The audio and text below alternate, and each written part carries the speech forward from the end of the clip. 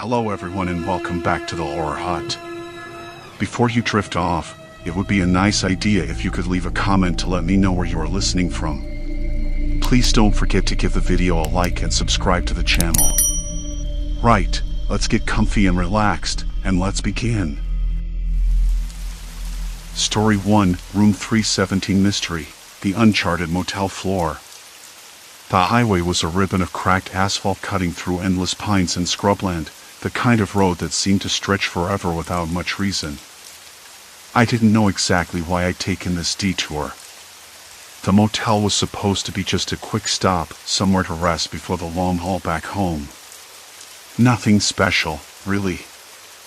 I'd been driving since dawn, chasing deadlines and bad coffee, and the thought of a bed that didn't feel like a slab of concrete was more than welcome. Still, as I pulled off the highway onto a narrow, gravelly lane, a knot twisted in my stomach. Not the usual kind of travel nerves, but something else, subtle and sticky, like a fly caught in amber. The motel came into view like a faded postcard from some forgotten era. A long, low building with peeling paint and a sign that blinked unevenly once, twice, then dark. The neon letters spelling out Sunset Pines buzzed faintly before sputtering to a halt. I parked near the office, the gravel crunching under my tires, and stepped out. The air was cooler here, sharp with a hint of damp wood and something else I couldn't place.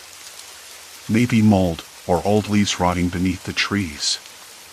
Inside, the lobby was dim and smelled like a mix of cleaning products and something stale, like the smell of a forgotten closet. The floor was covered in a threadbare carpet that had seen better decades, patterned with faded reds and browns. A ceiling fan oscillated slowly overhead, rattling every few seconds. A bell sat on the counter, chipped and dull, but no one came out right away. I waited, listening to the muffled buzz of fluorescent lights. When a woman finally appeared from the back, she was older than I expected, with gray-streaked hair pulled into a tight bun and eyes that seemed to look right through me. "Room?" she asked, voice low and rough. "Just one, please. For the night." She nodded and shuffled to a wall-mounted map behind the desk, pointing with a finger that trembled slightly. "Third floor. Room 317. I took the key, a heavy brass thing on a worn leather fob. The number etched into it looked crisp, 317, but when I glanced up at the sparse floor plan pinned beside the map, my eyes caught something odd. The third floor layout showed rooms numbered only up to 315. I blinked and looked again. Number 316, number 317. The plan ended with 315. Excuse me," I said, holding up the key. "This says 317, but the map only goes to 315? The woman gave a small, tight smile. "Old building. Rooms change now and then. The map's not updated." I nodded, but the smile didn't reach her eyes. She turned away, and I felt the weight of her gaze lingering on my back.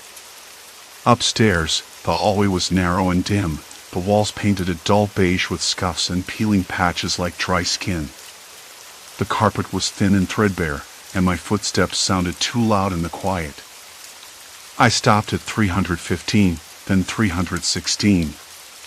Both were dark, no light slipping from under the doors, no sound. Then 317. The key fit perfectly. I slipped the door open and stepped inside.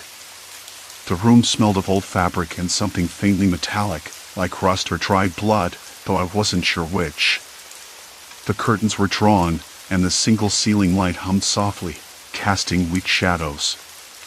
The bed was made, but the sheets looked stiff, untouched for some time. I set my bag down, the fabric scraping against the cracked linoleum floor. Then I heard it. A faint noise, a low, irregular tapping coming from the wall adjacent to the room, with its faint smell of dust and decay. At first, I thought it was the pipes, maybe the wind playing tricks through the old building. But the tapping was too deliberate, too patterned. Tap. Tap. Tap. then silence. Then tap, tap again. I pressed my ear against the wall and caught whispers, muffled and indistinct. The kind of sounds you don't want to hear but can't quite turn away from. I pulled back, heart a little faster than it had been moments before. Probably just a neighbor, I told myself. Maybe the old wiring was playing tricks. I tried the light switch to brighten the room but found the bulbs flickered and buzzed, never fully settling. I sat on the edge of the bed and glanced at the door. The hallway outside was silent now. No footsteps, no voices, just that strange, quiet tapping and the occasional scrape, like a chair being moved or something dragged across the floor. Curiosity nudged me. I stepped into the hallway and looked left and right.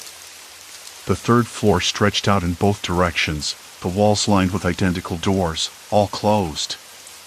The faded numbers were painted unevenly beside each one, some peeling away entirely. I tried to find my place on the map again, squinting at the faded lines. No room 317. No corridor that matched the space I was standing in. A shiver ran up my spine. I had the distinct feeling I'd walked into a puzzle with pieces missing. Down the hall, I caught the faintest trace of a voice, a low murmur, almost a breath. I strained to listen, but it faded as quickly as it had come. The silence returned. Complete silence. I thought about heading back to the office, to ask more questions, but the lobby was far below and the elevator looked like it hadn't run in years. The stairs groaned under my weight as I descended slowly, every sound amplified in the hollow shaft. Outside, the night had fallen fully now. The sky was a deep indigo, scattered with stars that seemed too cold to be comforting. The wind rustled the pine needles, sending a chill down my neck. I lit a cigarette and inhaled deeply, the smoke tasting harsh in my mouth but grounding me somehow. I glanced back at the motel. Its windows stared blankly like dark eyes. I tried to shake the feeling that something was off, that this place wasn't just old or forgotten. It was hiding something. Something it didn't want anyone to find. And I was already too deep to turn back. I woke before dawn, the thin motel curtains doing little to block the cold gray light creeping through the window. I lay on the stiff mattress, ice tracing the cracked ceiling, thinking about the strange key in my hand, the one with that impossible room number. It still felt like a bad joke, or maybe a trick of my tired brain, but the map in the lobby was clear enough. No such room existed on this floor. Yet, the noises from behind the wall yesterday had been real. Something was definitely there. I rolled out of bed, rubbing sleep from my eyes, and let the chill bite at my skin as I stepped into the threadbare carpet. The smell of stale cigarette smoke lingered in the air, mingling with something else, something faint but unmistakable, like damp earth and old paper. I couldn't place it, but it made my stomach twist.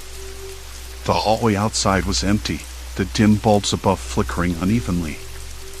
I moved quietly, key clenched in my fist, ears straining for any sign of life beyond the peeling wallpaper.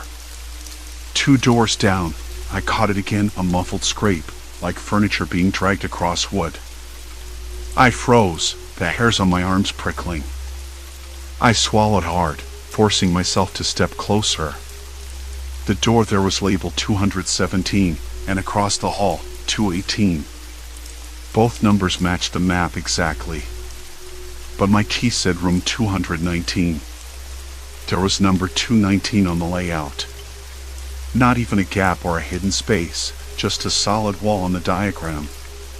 My footsteps echoed softly as I paced back and forth, trying to make sense of it, but the more I looked, the less sense it made. Curiosity was a dangerous thing, but it was also the only thing keeping me from packing up and leaving in the middle of the night. I had to know what they were hiding.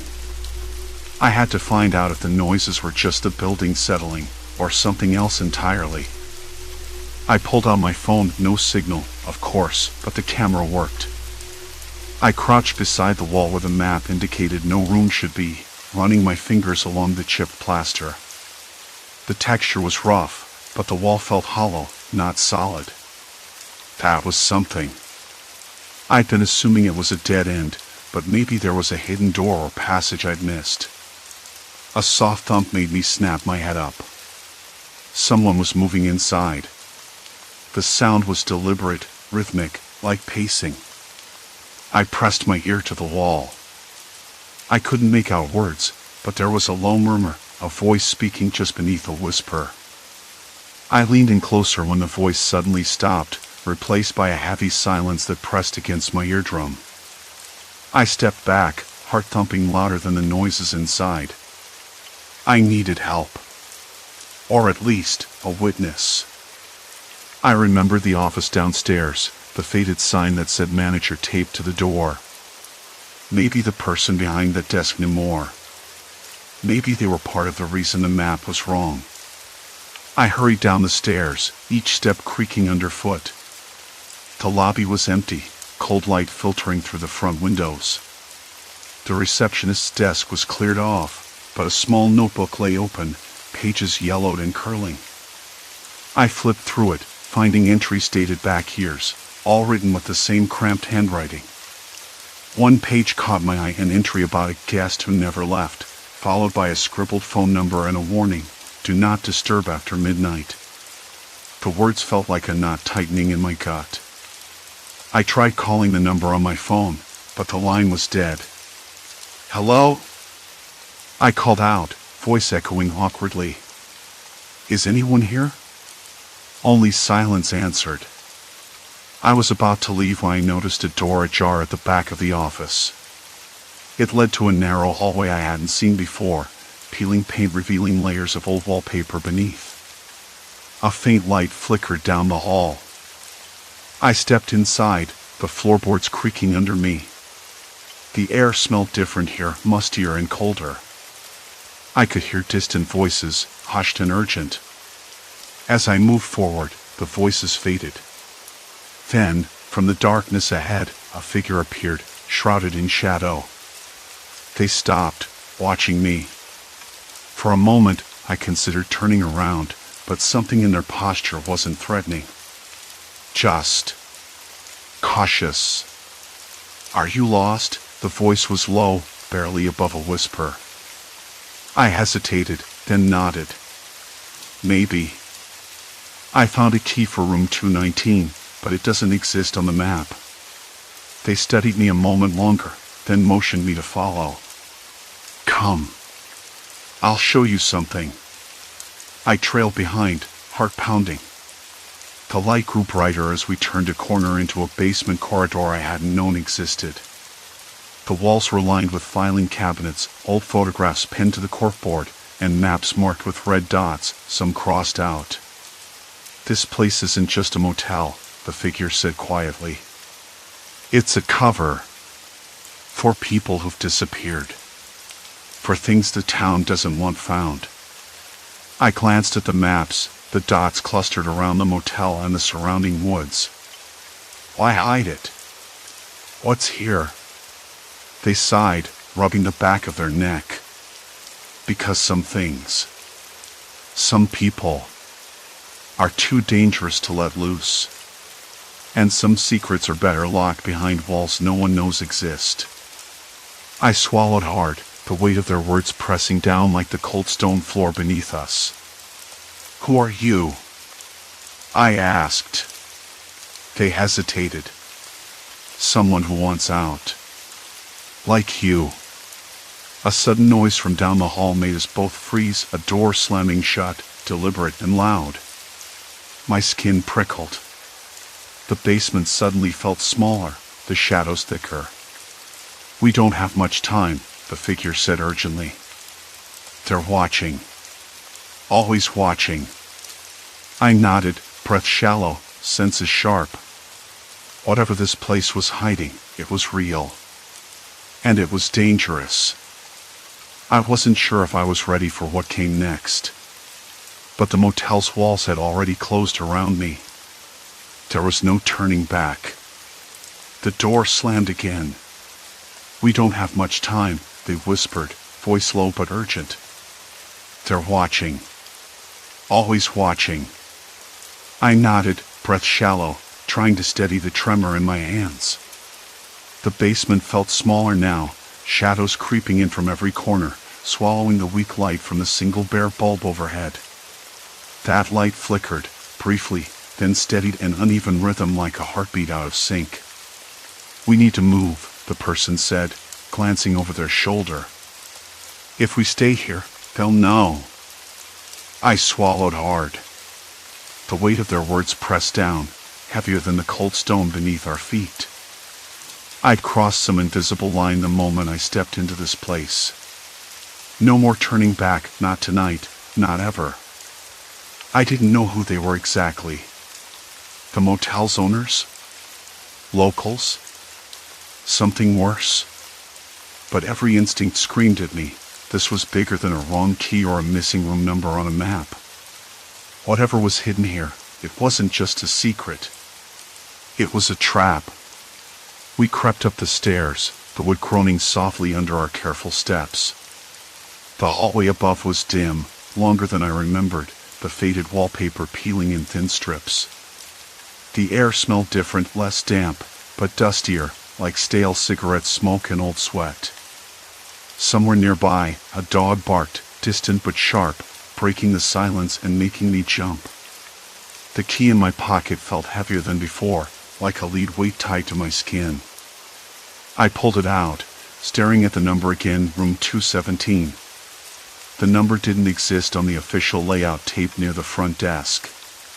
No room 217 anywhere on the floor plan.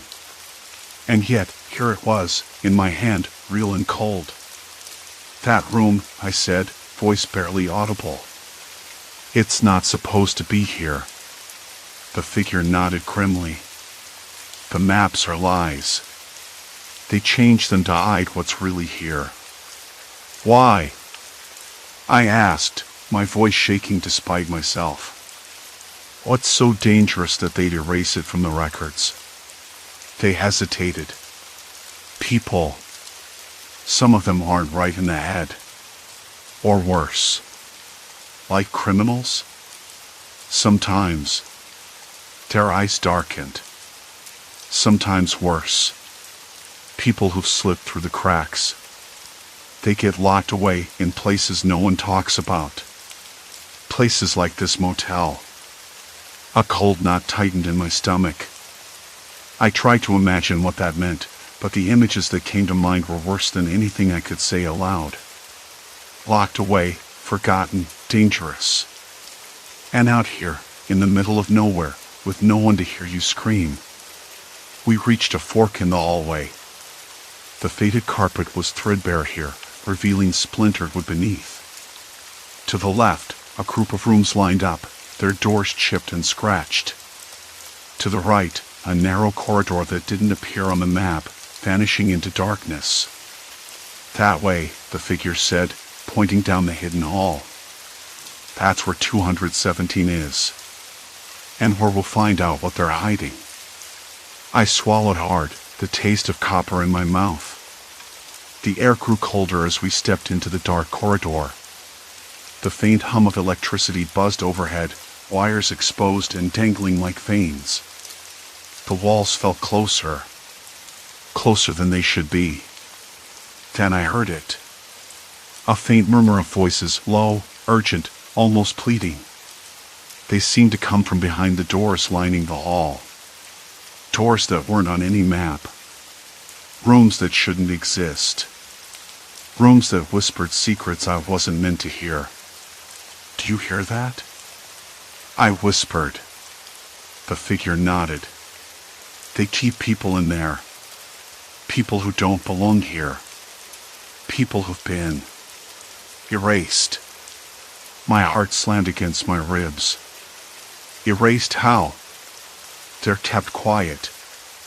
Locked away. Forgotten. If you ask too many questions, they come for you.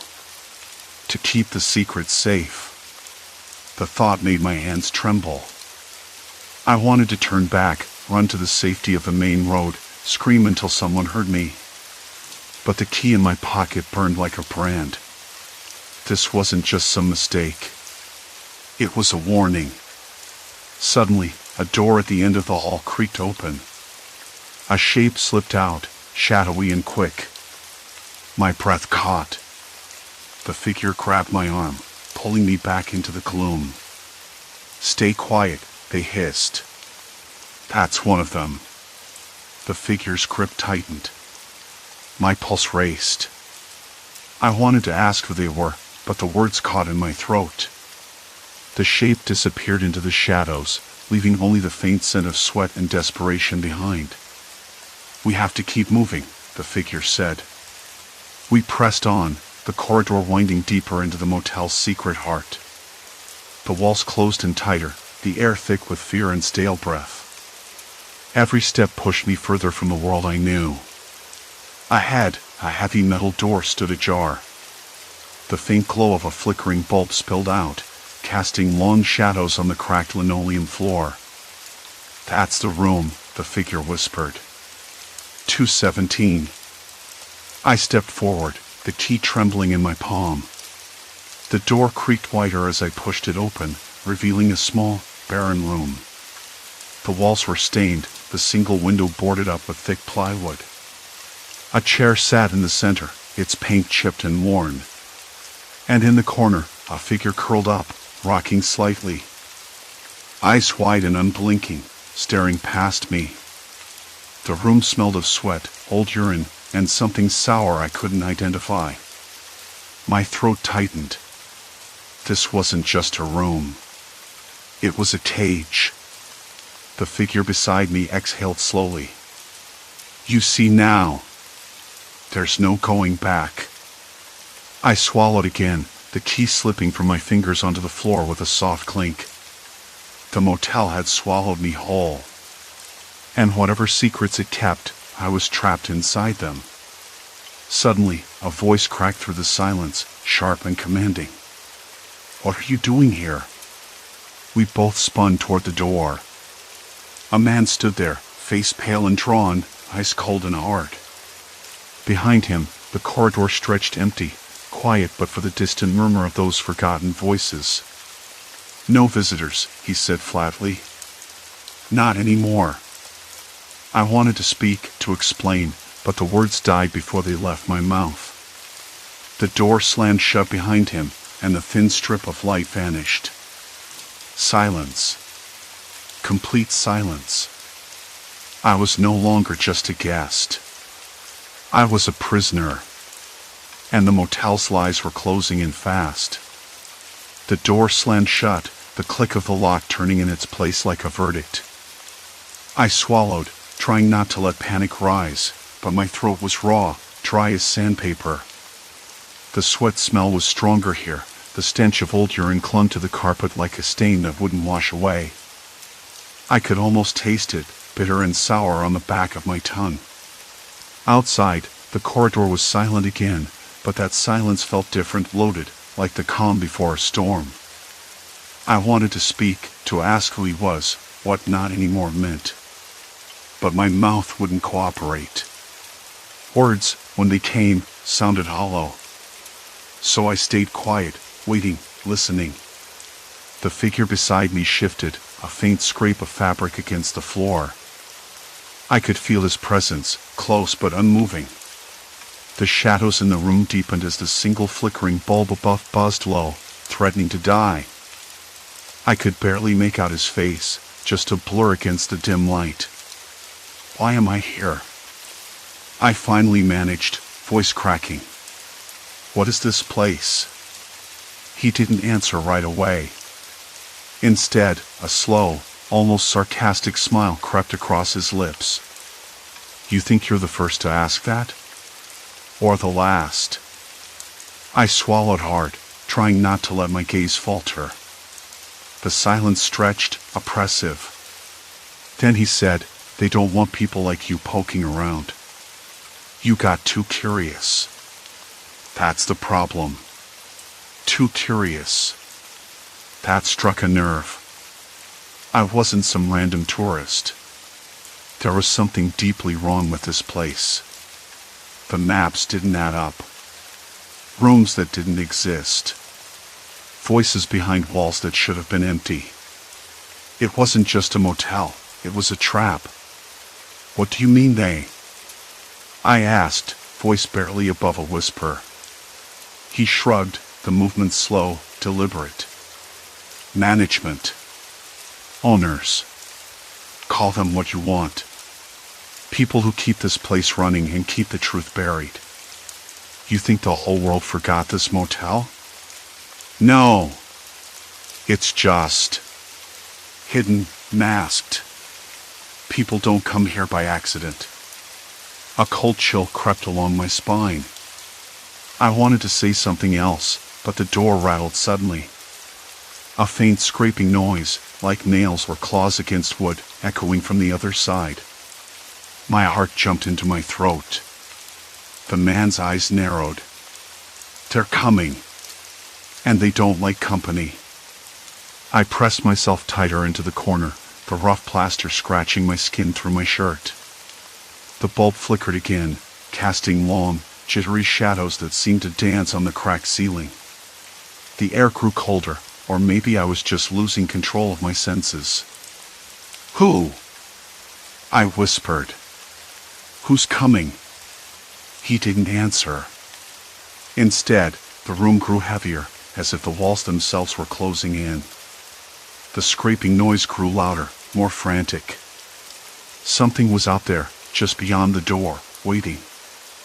I wanted to run, to escape, but the door was locked tight. I could hear muffled voices now, low and urgent, like a conversation just beyond comprehension. Words I couldn't catch, but the tone was sharp, dangerous. The man beside me leaned in, voice barely audible. You don't want to meet them. I nodded, though my insides twisted in knots. Why? What do they want? He shook his head, eyes dark with something I couldn't place. Not what? Who? My breath hitched. The scraping stopped, replaced by heavy footsteps pacing just beyond the door. Slow. Deliberate. Calculated. The kind of footsteps that didn't belong to someone looking for a friendly chat. Listen, the man said, voice urgent now, if you want to get out of here, you have to understand something. This place isn't just a building. It's a prison. And the people who run it, they've got rules. Invisible ones. You break them, you disappear. Disappear. The word echoed inside my skull, cold and absolute. What rules? I asked, voice trembling. He looked at me, eyes hard. No one leaves. Not really. You think the maps are wrong by accident? They're designed to confuse. To hide the real rooms. The ones where the problems are kept. Problems. The word felt like a weight sinking into my chest. I thought about the voices, the strange sounds from empty rooms. The smell of decay. The faint vibrations beneath my feet, like something breathing beneath the floorboards. What kind of problems? I pressed. Before he could answer, a sharp banging rattled the door, making the walls vibrate. The footsteps stopped. A cold silence fell again, suffocating. Go to the window, the man commanded, voice low and urgent. Look. I hesitated but edged toward the small, grimy window. The glass was thick and warped, distorting the outside world like a warped mirror. Beyond, the night stretched out, black and endless. The parking lot was empty, the few broken streetlights flickering weakly. No sign of anyone. Then I saw it. A shadow moving just beyond the edge of the lot, slipping between dark shapes. Too large to be a stray animal. Too silent to be human, or maybe just too careful. I blinked, and the shadow was gone. Who was that? I asked, heart hammering. The man didn't answer. Instead, he moved to the door, pressing his ear against the wood. They're watching, waiting for the right moment. The silence stretched out again, unbearable. I felt like I was shrinking into myself, every nerve screaming to run, to scream, to do something. Why me? I whispered. Why am I here? He turned to face me, eyes glinting in the low light. Because you see the cracks. Because you ask questions. Because you don't fit the mold. And that scares them. A shudder ran through me. I wanted to protest, to say I didn't belong here, that this was a mistake. But the truth was sinking in. The motel was alive in a way I hadn't understood before. It was a living, breathing nightmare. The door rattled again, harder this time. The footsteps resumed, slow and deliberate, circling the hall outside. I pressed my hands against my ears, trying to block it out, but the sound burrowed into my bones. Listen carefully, the man said, voice low and steady. If you want out, you have to stop being a guest. You have to stop being a prisoner. You have to become something else. Invisible. Invisible? I echoed, barely understanding. He nodded. Disappear into the shadows. Learn how to move without being seen. Because the moment they catch sight of you, it's over. The bulb flickered one last time, then went black, plunging the room into complete darkness. Silence. Complete silence. And then, from the hallway outside, a slow, deliberate tapping began, like fingernails drumming on wood, steady and unyielding. I swallowed hard, heart pounding. The motel's lies were closing in fast, and now, I was the only one who could fight to unravel them or be swallowed whole forever. The hallway was quiet now, almost unnervingly so. I pressed my back against the cool plaster wall, the rough texture digging into my skin through the thin fabric of my shirt. The flickering fluorescent light overhead sputtered weakly, casting long, uncertain shadows that pulled in the corners near the baseboards. For a moment, I just stood there, breathing shallow, listening. The silence was thick, like a held breath, waiting to be released. I had to decide. Stay put, wait for morning, maybe call for help or risk stepping back into the maze this motel had turned into. But I couldn't ignore what I'd found. The map. The impossible room number. The voices, whispers, and shuffling sounds behind walls that, according to every posted plan, shouldn't even exist. I slid my hand down the wall, fingertips brushing a faint layer of dust. It smelled faintly of mildew and old smoke, the kind that clings to fabric and wood, stubborn and unyielding. There was a faint metallic tang in the air, too, like something forgotten in a train or a rusted pipe. A dog barked distantly, sharp and anxious, breaking the stillness. I swallowed hard, the dry scratch catching in my throat. I thought back to the clerk's nervous glance when I'd asked about the room number. His eyes darted to the cracked ceiling tiles, then to the worn carpet beneath his feet. The way he said, must be some kind of clerical error, but avoided looking me in the eye. That was when I knew. The map was deliberately altered. The room wasn't just unlisted, it was concealed. I forced myself to move, stepping cautiously down the hallway. The floor creaked underfoot, each groan echoing in the stale air. I passed door after door, some with peeling paint, others with locks that seemed rusted shut. The wallpaper, once a cheerful floral pattern, had faded to a sickly yellow, curling at the edges like dried leaves.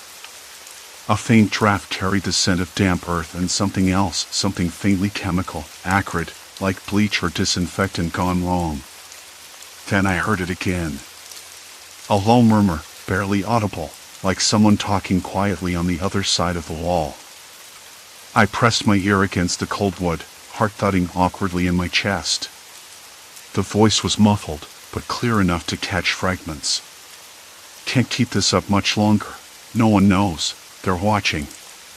The words sent a chill racing down my spine. I pulled back, trying to steady my breathing. The idea of being watched, of something hidden just beyond the walls, was no longer paranoid fantasy. It was real. I glanced at my key again, room 217. No such room existed on the layout. The corridor I was on was supposed to end at 216, but the hallway stretched further, narrowing and twisting in a way the map didn't show. I followed it, the carpet thinning into rough concrete, the walls closing in. The air grew colder, heavier, as if the building itself was holding its breath. At the end of the hall, a door stood ajar. The paint was chipped, revealing raw wood beneath, splintered and worn. From inside, a faint light flickered, casting strange, jittery shadows against the ceiling. I hesitated but pushed the door open wider. Inside was a small room, cluttered and dim. Old furniture sat covered in sheets, a thick layer of dust blanketing everything. The air was stale, tinged with the sharp scent of cleaning chemicals. In the corner, a radio crackled softly, playing static and snippets of a distant broadcast. I stepped in, eyes adjusting. On a table, I found a notebook, its pages yellowed and brittle. I flipped it open carefully. The handwriting was small, hurried notes, sketches of the building, names crossed out, scribbled warnings. They took Anna last night. Said she was troublesome. No one should ask questions. My hands trembled as I read. The notes described disappearances, strange arrivals at odd hours, and a group, staff and guests, who seemed to enforce silence with cold efficiency. The motel wasn't just hiding extra rooms. It was hiding people. People who'd vanished without a trace. The implications spiraled in my mind. I thought about the murmurs behind the walls, the altered maps, the clerk's evasiveness. This place was a trap. Not supernatural, but far worse, human cruelty, masked by neglect and secrecy. A sudden noise startled me, a soft creak from the hallway. I spun around, heart pounding, but saw only the flickering light swinging in the draft. I swallowed the lump in my throat and closed the door quietly behind me. Back in the hallway, I moved faster, the notebook clenched tightly in my hand. I knew I had to get out, but I also knew I couldn't just run blindly. I had to find evidence, proof. Someone needed to know what was happening here. I found a payphone tucked into a recessed alcove near the lobby, its receiver hanging off the hook. The cord was tangled, but the line was dead. I tried the motel's office again, but no answer. The silence was suffocating. Then, footsteps. Slow, deliberate. I ducked into a shadowed corner, heart hammering so loud I was sure it would give me away. A man passed by, his face hidden under a cap pulled low. He paused, glanced toward the door of room 217, then moved on without a word. I waited until he was gone before slipping outside. The night air hit me sharply, cool and crisp with a faint smell of pine and smoke from a distant campfire. I pulled my jacket tighter, realizing how exhausted I was. Driving away, the motel shrinking in my rearview mirror, I thought about the people trapped inside. Anna, whoever she was. The others. I didn't know their names or stories, but I knew the motel's maps were alignment to keep them invisible. By morning, I'd called the authorities, handed over the notebook, and shared everything I'd seen and heard. There were investigations, questions, and finally, the place was shut down. The peeling wallpaper, the flickering lights, and the secret rooms were exposed to the daylight. I never went back. The motel was demolished months later, replaced by a clearing where the trees could finally breathe again. But sometimes, when the wind rustles through the branches, I remember the silence inside those walls. The way fear could be manufactured by something as simple as a map, a locked door, a whispered warning. It changed me. I'm more cautious now, yes, but also more aware. People can hide horrors without a single scream or shadow. Sometimes, the real terror is the silence, the secrets we choose not to see. And I know I won't forget that. Not ever. Story 2, Locked Doors Motel, Secrets Behind the Hallway. The road was empty, save for the occasional blink of distant taillights swallowed by the night. I pulled in, the tires crunching on gravel scattered thinly over asphalt. The place looked tired, like it had been holding on by a thread since the days when travelers still stopped for a night instead of pushing on. A faded flower bed, choked with weeds, lined the front. The office window was dark, except for a single pale bulb flickering overhead. The kind of light that makes shadows twitch.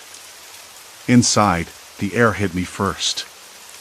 It was thick, warm and stale, with a faint chemical bite underneath the usual must of old carpets and something metallic I couldn't place. I rubbed my arms, suddenly aware of the stillness settling over the place. No hum of an air conditioner, no distant TV chatter, no clinking of dishes or laughter. Just silence. Hello? My voice felt too loud. The front desk was empty. Behind it, a set of double doors stood closed, painted a dull gray with a heavy-looking lock on the handle. A sudden shuffle to my left made me jump. A woman appeared from the hallway, eyes wide and darting. She was wearing a pale blue polo shirt with a name tag, Martha. "Can I help you?" Her voice was quick, clipped, like she wanted to get it over with. "Yeah, I'm looking for a room for the night." She glanced behind her, then back at me. "We've got a few left." "Single or double?" I groaned inwardly, feeling the weight of sleep pressing down on me. "Single's fine." She handed me a key, but her hand trembled just slightly. The key had a small plastic tag marked 12. "Room 12, she said, her eyes flicking to the double doors again. "Down the hall, second door on the right." "Thanks." I tried for a smile, but it stuck halfway, like I was missing some vital piece of the conversation. As I headed down the dim corridor, the carpet muffling my footsteps, I noticed the walls were painted an institutional beige, scuffed in places where the plaster showed through. The faint scent of bleach lingered, but it was oddly mixed with something else, coppery, like old pennies or dried blood. My throat tightened. I shook the thought away. At the end of the hall, a door with a small window had a sign taped to it, "Authorized personnel only." The lock looked newer than the others. Beyond it, muffled voices drifted, low, urgent, but indistinct. I paused, the key heavy in my palm. The hallway behind me stretched empty, the ceiling lights flickering one by one. A distant dog barked twice, sharp and lonely. I reached my room and locked the door behind me. The room was small and sterile, lit by a single lamp that buzzed softly. The bedspread was thin, the sheets crisp but smelled faintly of antiseptic. I dropped my bag onto the floor and sank onto the bed, the mattress creaking under me. From the window, I could see the parking lot empty except for 2 other cars, their windows dark. The motel sign hummed, casting its sickly glow across the lot. I pulled the curtain aside a little, trying to make sense of the quiet. Usually, there'd be people moving around at this hour, laughter, footsteps, the clink of glasses. But here, only silence. It felt unnatural. I went back to the door, pressing my ear against it, listening. The voices beyond the locked door had grown clearer, but the words still slipped through like shadows. Containment. Negative results. No symptoms. I frowned. The words didn't make sense. I rubbed my eyes, wondering if the fatigue was playing tricks. I had no reason to imagine anything strange. Just a tired traveler, a quiet motel. But then the door to the hallway creaked open. Martha slipped inside without knocking, eyes wide and frantic. She whispered, "You shouldn't be here." "Please, Just stay in your room. I blinked, caught off guard. Why? What's going on? Her voice dropped. There's something wrong. We're under quarantine. It's serious. No one can leave. I felt my skin prickling, the room suddenly too hot, then too cold. Quarantine? For what? She hesitated, then shook her head. I can't say. Just don't open the door. Don't talk to anyone. Before I could respond, she hurried back into the hall and disappeared, the door clicking shut behind her. I sat back down on the bed, the key cold against my palm, and realized that the silence outside was no longer peaceful. It was waiting, watching, and I was trapped inside. I pressed my ear to the door, straining to catch any sound beyond the thin wood. Nothing but a distant creak, then a faint shuffling too deliberate to be accidental. My heart hammered as I considered the implications. What kind of threat warranted this level of secrecy? Illness? Contamination? Or something far worse, something no one dared name? The key in my hand suddenly felt heavier, a symbol not just of confinement but of a fragile barrier between me and whatever lurked outside. I glanced at my phone, no signal. The windows were shut tight, the curtains drawn. Even the familiar hum of the outside world had vanished, replaced by an oppressive stillness that seeped into my bones. I paced the room, each step echoing against the bare walls. My mind raced, cycling through possibilities, but the truth remained elusive, buried beneath layers of fear and uncertainty. Then, a soft knock. Sharp. Insistent. My breath caught. Should I answer? Could I? The warning rang in my ears. Don't open the door. Don't talk to anyone. The knocks came again, more urgent this time, mingling with a low, almost inaudible voice calling my name. The silence was broken. The waiting was over. The pounding on the door continued, relentless. I pressed my ear against the cold wood, trying to make sense of the accent, the tone. Familiar? No, not quite. Someone I should know? Impossible. The hallway beyond was quiet, the faint buzz of a flickering fluorescent light overhead the only other sound. I wanted to shout back, to demand who it was, but the warning echoed again in my mind, don't open the door. Don't talk to anyone. The knocking stopped abruptly. Silence. Complete silence. I held my breath, waiting for a sign, any movement beyond the wall. A long minute passed. Then, footsteps light, hurried fading away down the hall. I exhaled slowly, knees weak, and leaned against the door. My mind raced. Who was that? And why had they called my name? I wasn't sure I wanted to know the answer. I sank onto the edge of the bed, the cheap motel sheets rough against my skin. The room felt colder now, the air stale, thick with the faint scent of mildew and that odd chemical tang I couldn't place. Maybe some kind of disinfectant? It clung to the walls, the carpet, even the scratchy curtain fabric. The smell made my nostrils flare. I glanced at the door again, then at the window. No sign of life outside. No stars. No moonlight.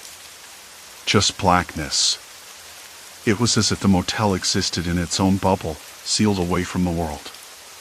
The silence pressed down hard, making the hairs on my arms stand up. I needed answers. I had to understand what I was trapped in. I decided to leave the room, with its faint smell of dust and decay. Maybe the lobby held clues. Maybe the staff, if they were still around, would talk. But my hands were trembling, and I couldn't shake the feeling I was being watched. The hallway was dim, painted in peeling beige, lit by that same flickering light. It cast uneven shadows that danced along the walls. I walked slowly, each footstep echoing off the linoleum floor. Doors lined the corridor, mostly closed, some with signs taped to them: Room 7, Quarantine, Maintenance, Authorized Personnel Only. The locks looked newer than everything else, cleaning metal against chipped paint. I paused outside Room 7 and pressed my ear to the door. Nothing. No cough, no movement. Just silence. I tried the handle, it was locked tight. Nearby, the faint hum of a television leaked through another door. I followed the sound to Room 3. Inside, a man sat slumped in a threadbare armchair, eyes fixed on a static-filled screen. He looked up when I entered. His face was pale, almost waxen, with dark circles that made his eyes look sunken. "Hey," I said cautiously. "Are you okay?" He blinked slowly, then nodded. "Yeah. Just waiting." His voice was hoarse, barely above a whisper. "They said to stay in our rooms. No talking. No leaving." I frowned. "Who's they?" He hesitated, then leaned forward, lowering his voice. "The people in charge, the staff. They don't want us spreading it." "Spreading what?" I asked, my heart accelerating. He shook his head, eyes darting toward the window. "They won't say. Just told us to stay put, keep quiet. Some folks started coughing last night. Fever. But no one's been taken away." Taken away? The word felt heavy in my mouth. "Where?" He shrugged. "Isolation. Or worse." His gaze met mine, sharp and haunted. "You didn't hear it from me. But something's wrong here." I swallowed hard, the room suddenly too small, the air thick with unspoken dread. "Do you know what it is? The illness?" He shook his head again, voice barely audible. "No. It's new. No records, no news. Just us. And the waiting." The weight of his words settled over me like a storm cloud. I glanced around the room again, the peeling wallpaper, the worn carpet, the cracked ceiling tiles, and wondered how long this had been going on. How many people were trapped here, silent and scared? "Did you try to leave?" I asked. His eyes flickered with something like fear or shame. "Once. Security stopped me. Told me it wasn't safe. Said if I left, I'd be quarantined longer. Then they locked the doors." He paused. "I think some of the staff are scared too. They keep looking over their shoulders, whispering in the back rooms." "Back rooms?" I pressed. He nodded toward the end of the hall. "There's an office. Locked up tight. No one goes there." I thanked him and stepped back into the corridor, heart pounding.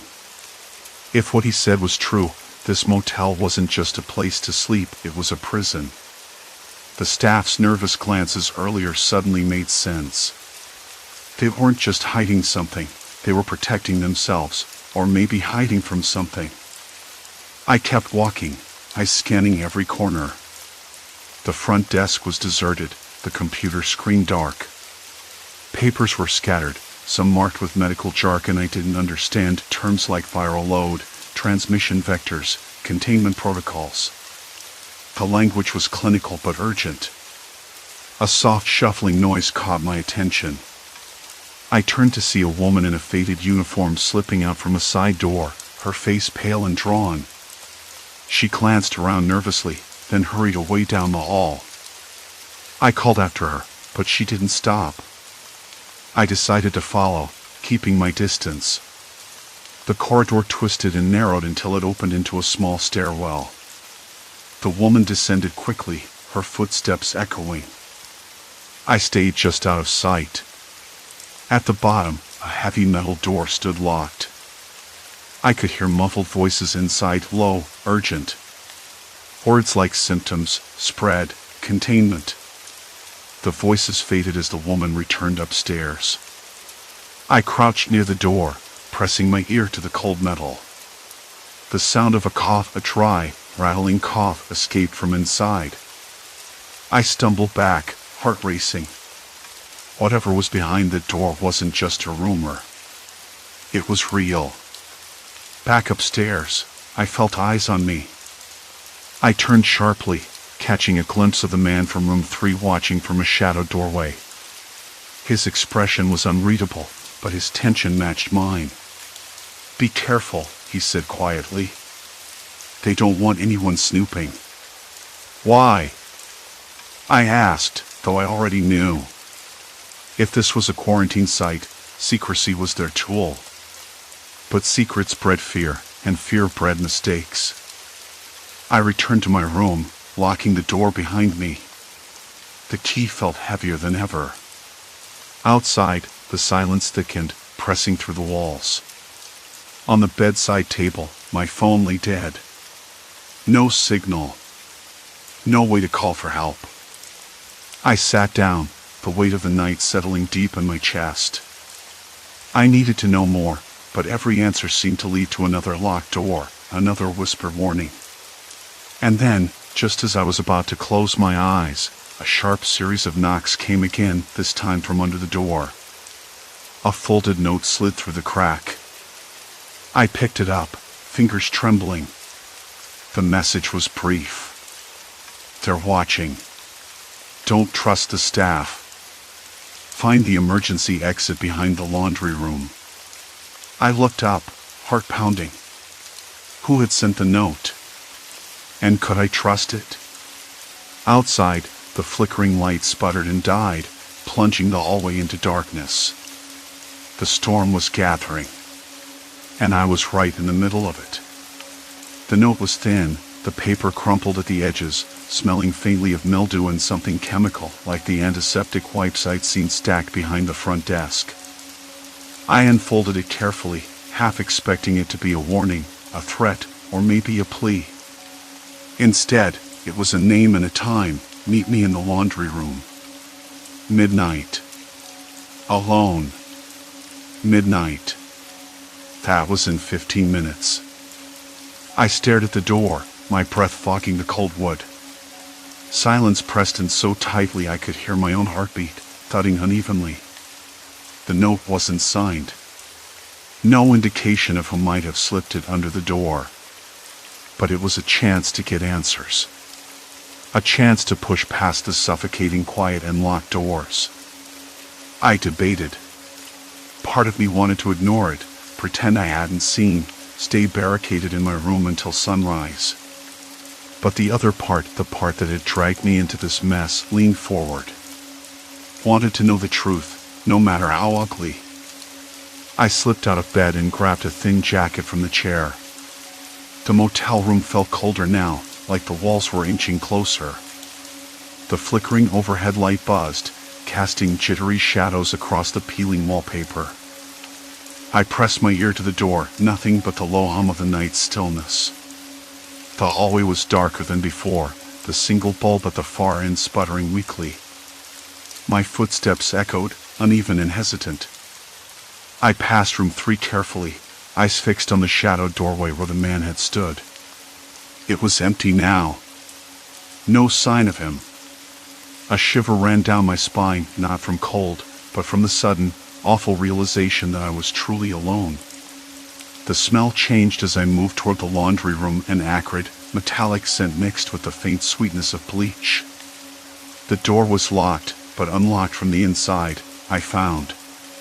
It creaked open reluctantly, revealing a narrow room lined with humming machines and damp clothes tumbling in a soapy blur. There was someone inside. A woman, I realized, sitting on a battered plastic chair by the far wall. Her eyes caught mine immediately, a flicker of relief masked by exhaustion. She looked older than me, with streaks of gray in her dark hair and skin pulled tight like old leather.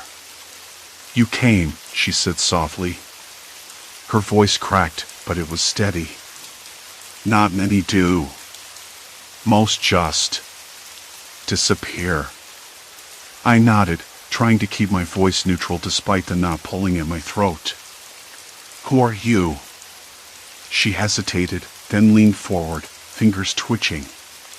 Name's Elise. I've been here longer than most. They brought us in because of the symptoms. Some of us show signs, some don't. But everyone's contagious. Her eyes darted toward the door, then back to me. That's why they lock the doors. That's why they watch. They want to keep it quiet, keep it from spreading beyond these walls. I swallowed hard. What is it? What's wrong with us? She shook her head, voice barely a whisper. They don't even know exactly. It started as a fever, a cough. But then, neurological symptoms. Confusion, aggression, memory loss. Like the brain starts turning against itself. She glanced around nervously. They're running tests, but it's new. Undocumented. No treatment. No cure. The weight of her words crushed me, a cold wave spreading from my chest down to my fingers. So this place. It's a quarantine? She nodded. A containment. They bring in people who might be infected, isolate them here. But it's not foolproof. Some of the staff get sick too. That's why they're so jumpy, why they won't talk. I looked around, suddenly aware of the locked doors I'd passed on the way in. Behind each was someone else, someone like me, trapped, waiting, fading. The thought twisted my stomach. I wanted to run, to scream, but the hallway behind me was empty, silent. Is there a way out? I asked, voice trembling despite myself. Elisa's eyes were grim. No, not really. The exits are monitored. The staff won't let anyone leave. They say it's for everyone's safety. But I think they're just afraid. Afraid of what'll happen if it gets out. I thought of my phone, dead and useless, and the endless night stretching beyond the motel's cracked windows. No signal, no help. Just this place, this suffocating prison.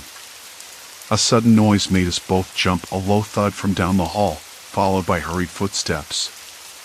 Elisa's face went pale. They're coming. You need to go. Now. I didn't argue. I slipped out of the laundry room as quietly as I could, heart pounding so loud I thought it might give me away. The corridor was darker still, the weak light flickering like a warning. I moved faster, adrenaline sharpening every sense. But at the end of the hall, a pair of figures blocked the exit, 2 staff members, faces drawn tight with exhaustion and something harder to read. One held a clipboard, the other a small flashlight that cut through the darkness like an item. Going somewhere? The man said, voice low but firm. I froze. The door behind me was locked. The exit ahead was blocked. No way out. No escape. I swallowed, hands clammy against the rough wall plaster. I just needed some air. The woman's eyes narrowed. You don't get to decide that. The clipboard rustled as the man stepped closer, the flashlight beam catching the sweat on his brow. I noticed then the faint tremor in his hands, like he was holding back a storm. You're part of this now, he said quietly. No one leaves. Silence. Complete silence. And then the lights went out. The sudden blackness was absolute, swallowing everything. I reached out blindly, heart hammering against ribs that felt too tight. Breathing turned ragged, shallow. A distant cough echoed down the hallway, wet and desperate. I realized, then, that the point of no return wasn't just about being trapped inside a building. It was about being trapped inside something far worse, The unknown, spreading silently from one person to the next, invisible and unstoppable. I was caught. Locked in with strangers who might already be sick, with staff who were both jailers and victims, and with no idea how long the night would last, how long before the sickness found me too. And in that darkness, I understood something else. I wasn't just a guest.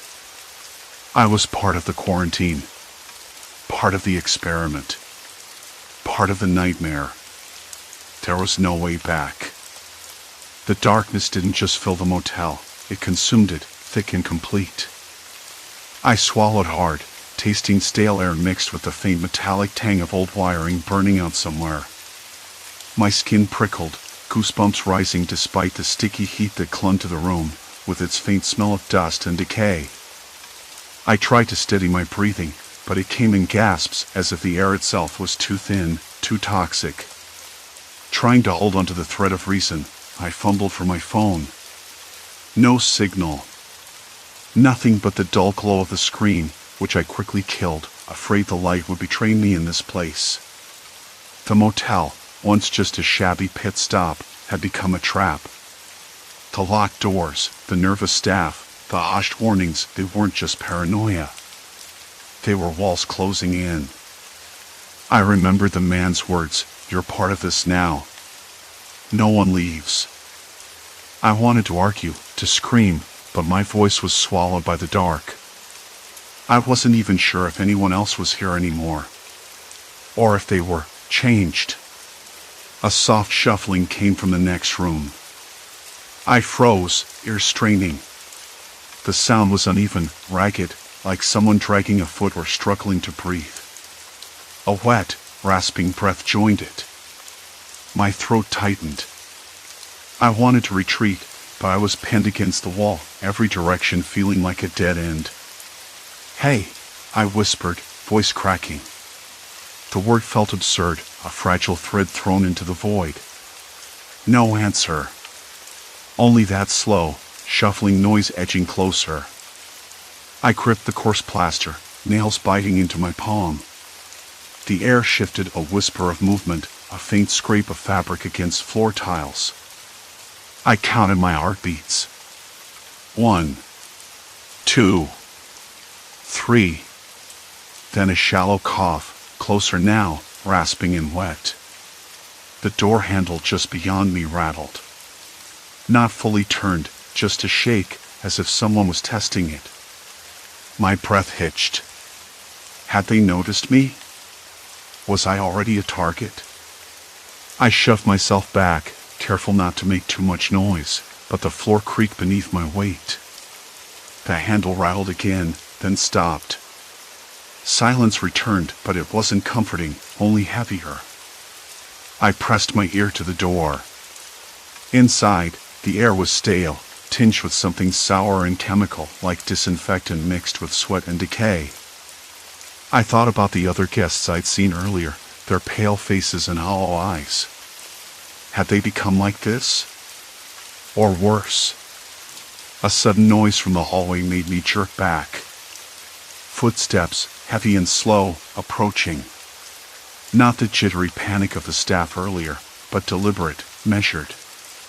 Someone else was moving through the shadows, and they weren't hiding.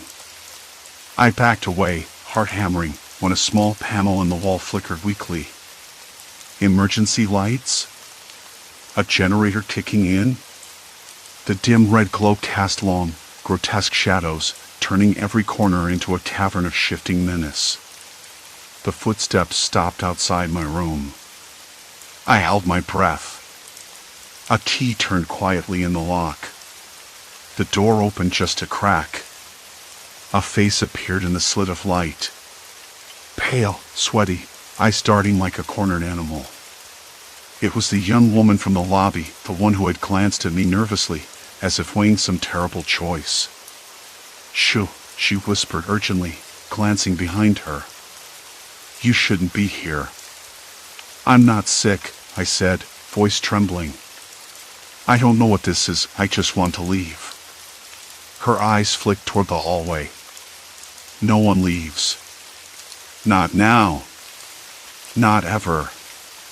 They're watching. I wanted to press her for answers, but the fear in her voice stopped me. She looked exhausted, every inch of her taut with desperation. "Listen," she said, stepping inside quickly. "They're locking us in rooms, but it's not just quarantine. It's control. They're testing us. Watching for symptoms. Waiting for the first sign." "Who?" My voice was barely a whisper, but it felt like a scream in the stillness. "Who's doing this?" She shook her head, voice breaking. "I don't know." "Doctors? The government? People who think they're saving us but are just experimenting. Like lab rats." I swallowed a bitter lump.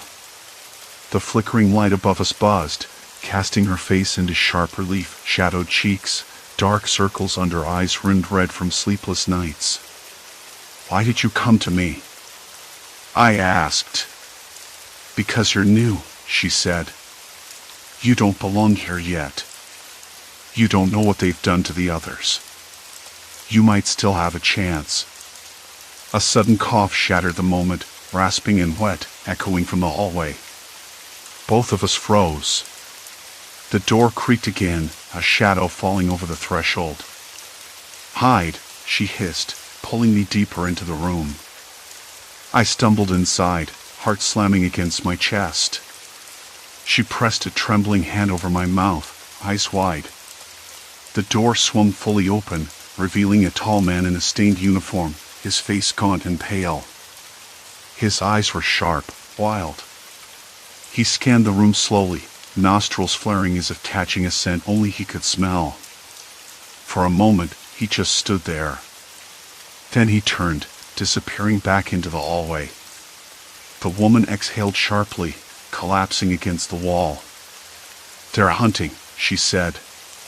"Not for the virus, but for anyone who doesn't fit. Anyone who asks questions." I rubbed my arms, feeling cold despite the sticky heat. The sickness wasn't just in bodies, it was in the air, in the silence, in the way the walls seemed to close in tighter with each breath. "Do you think I'm infected?" I asked quietly. She looked at me, eyes haunted. "It doesn't matter. They don't care anymore. Once you're here, you're part of the system. And if you don't fall in line, well..." She didn't finish the sentence, but I didn't need her to. The room felt smaller now, the walls inching closer, the shadows thickening. I wanted to run but nowhere to go. The night was far from over.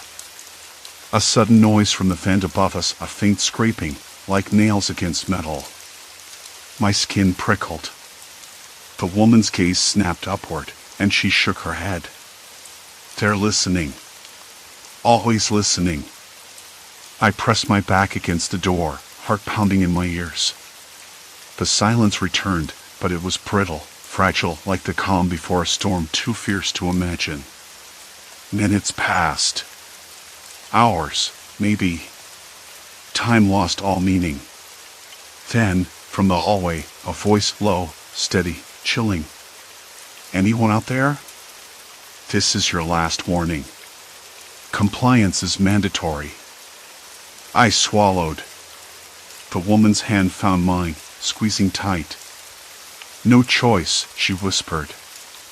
I closed my eyes, trying to steady the tremor in my hands, in my breath, in my very soul. There was no way back. No escape. Only the slow, suffocating descent into whatever nightmare waited in the dark. And I realized then, the real sickness wasn't just the virus. It was the silence, the fear, the control. And I was trapped inside both. The night didn't end with the voice in the hallway. I didn't move for what felt like hours, though it was probably less. The woman's grip on my hand was steady but faint, like a thread tying us both to the fragile thread of sanity we had left. Her voice, when it came again, was barely a whisper. "They're watching. They don't want us to talk, to plan, I nodded, but my throat was dry and the words stuck there, like something caught between the folds of my ribs. Outside, the faint hum of fluorescent lights flickered through the cracked doorway. Somewhere, a door slammed, muffled footsteps shuffled, too cautious to be random, too frequent to be ignored. I thought about running. The urge was sudden and powerful, like a spark catching dry grass. But where? The hallway was a cage, the locked doors a reminder that this motel was no refuge. Not in the conventional sense. I was trapped. We were all trapped. The woman shifted closer. "You need to know," she said quietly, "why they do this. Why the quarantine." Her words settled over me like a fog. I remembered the odd behavior of the staff, their nervous glances, the way the manager avoided eye contact, the locked doors that didn't seem to be for any ordinary reason. The illness they were hiding wasn't just dangerous, it was something no one could control, no one quite understood. "They think if they isolate us, keep us quiet, it'll stop spreading," she continued. "But the sickness isn't just in the body. It's in the fear, the silence. It spreads faster than the virus." I swallowed hard. It was true.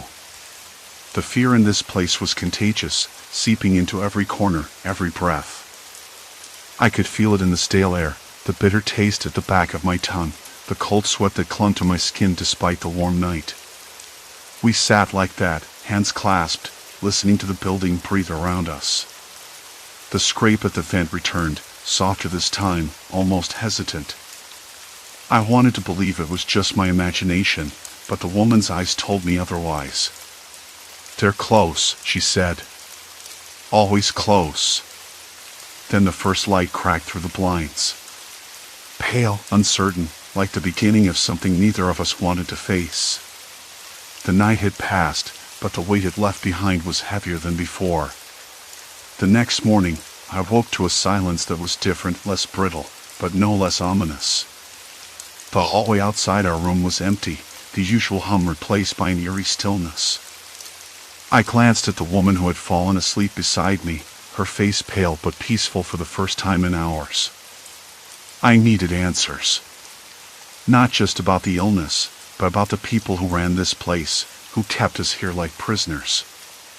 I slipped out of bed, careful not to wake her, and crept toward the door. The corridor smelled faintly of disinfectant and something else, something metallic and sharp. The flickering lights overhead cast long, wavering shadows. I leaned my ear against the door, catching snippets of voices overlapping, hurried, nervous. "They're deteriorating faster," one voice said. "Containment's failing," another replied. I felt a chill run down my spine. Containment was failing. That meant the quarantine wasn't working. It meant the sickness was still out there, still spreading. I stepped back into the room and sat down heavily. The woman stirred, eyes fluttering open. "I have to see," I said. "I need to know what's really happening." She looked at me, a flicker of fear and something else, hope, in her gaze. "Promise me you'll be careful." I nodded, though I wasn't sure I believed my own words. The day stretched long and slow. I moved cautiously through the motel, piecing together fragments of what I overheard and glimpsed: their hurried meetings in the office behind locked doors, the hushed conversations through cracked windows, the empty rooms we passed that smelled faintly of bleach and despair. There were signs of struggle, too. A chair overturned in the lobby, a discarded medical mask on the floor, a hastily scrawled note stuck to the wall: "They're not safe. Don't trust." It was hard to tell who they were. The staff? The sick? The watchers who patrol the halls when the sun dips below the horizon? Everyone seemed caught in the same web, but some threads were tighter, darker. By evening, I found myself back in our room, the woman's presence a quiet anchor in the storm of uncertainty. We talked, finally, about the fear, the loss, the strange helplessness that came with being locked away from the world. "I thought if I came here, I'd be safe, I said, voice breaking. Instead, it's like the walls are closing in. She reached across the small table, brushing a stray lock of hair from my forehead. Maybe safety was never the point, she said softly. Maybe it was about control.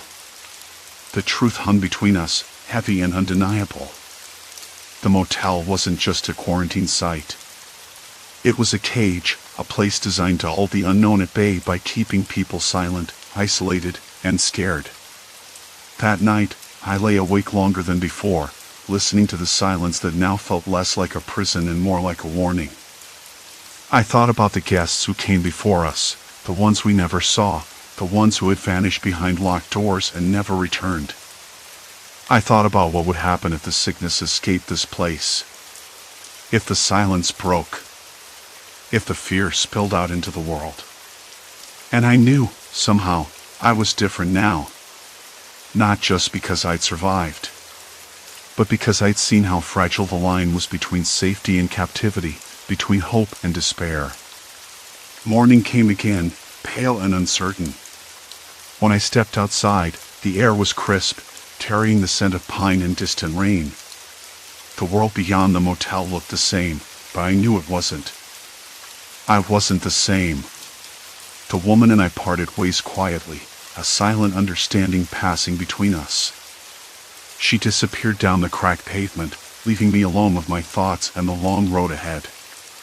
As I walked away from the motel, the building faded behind me, its windows like dark, watchful eyes. The fear hadn't left entirely.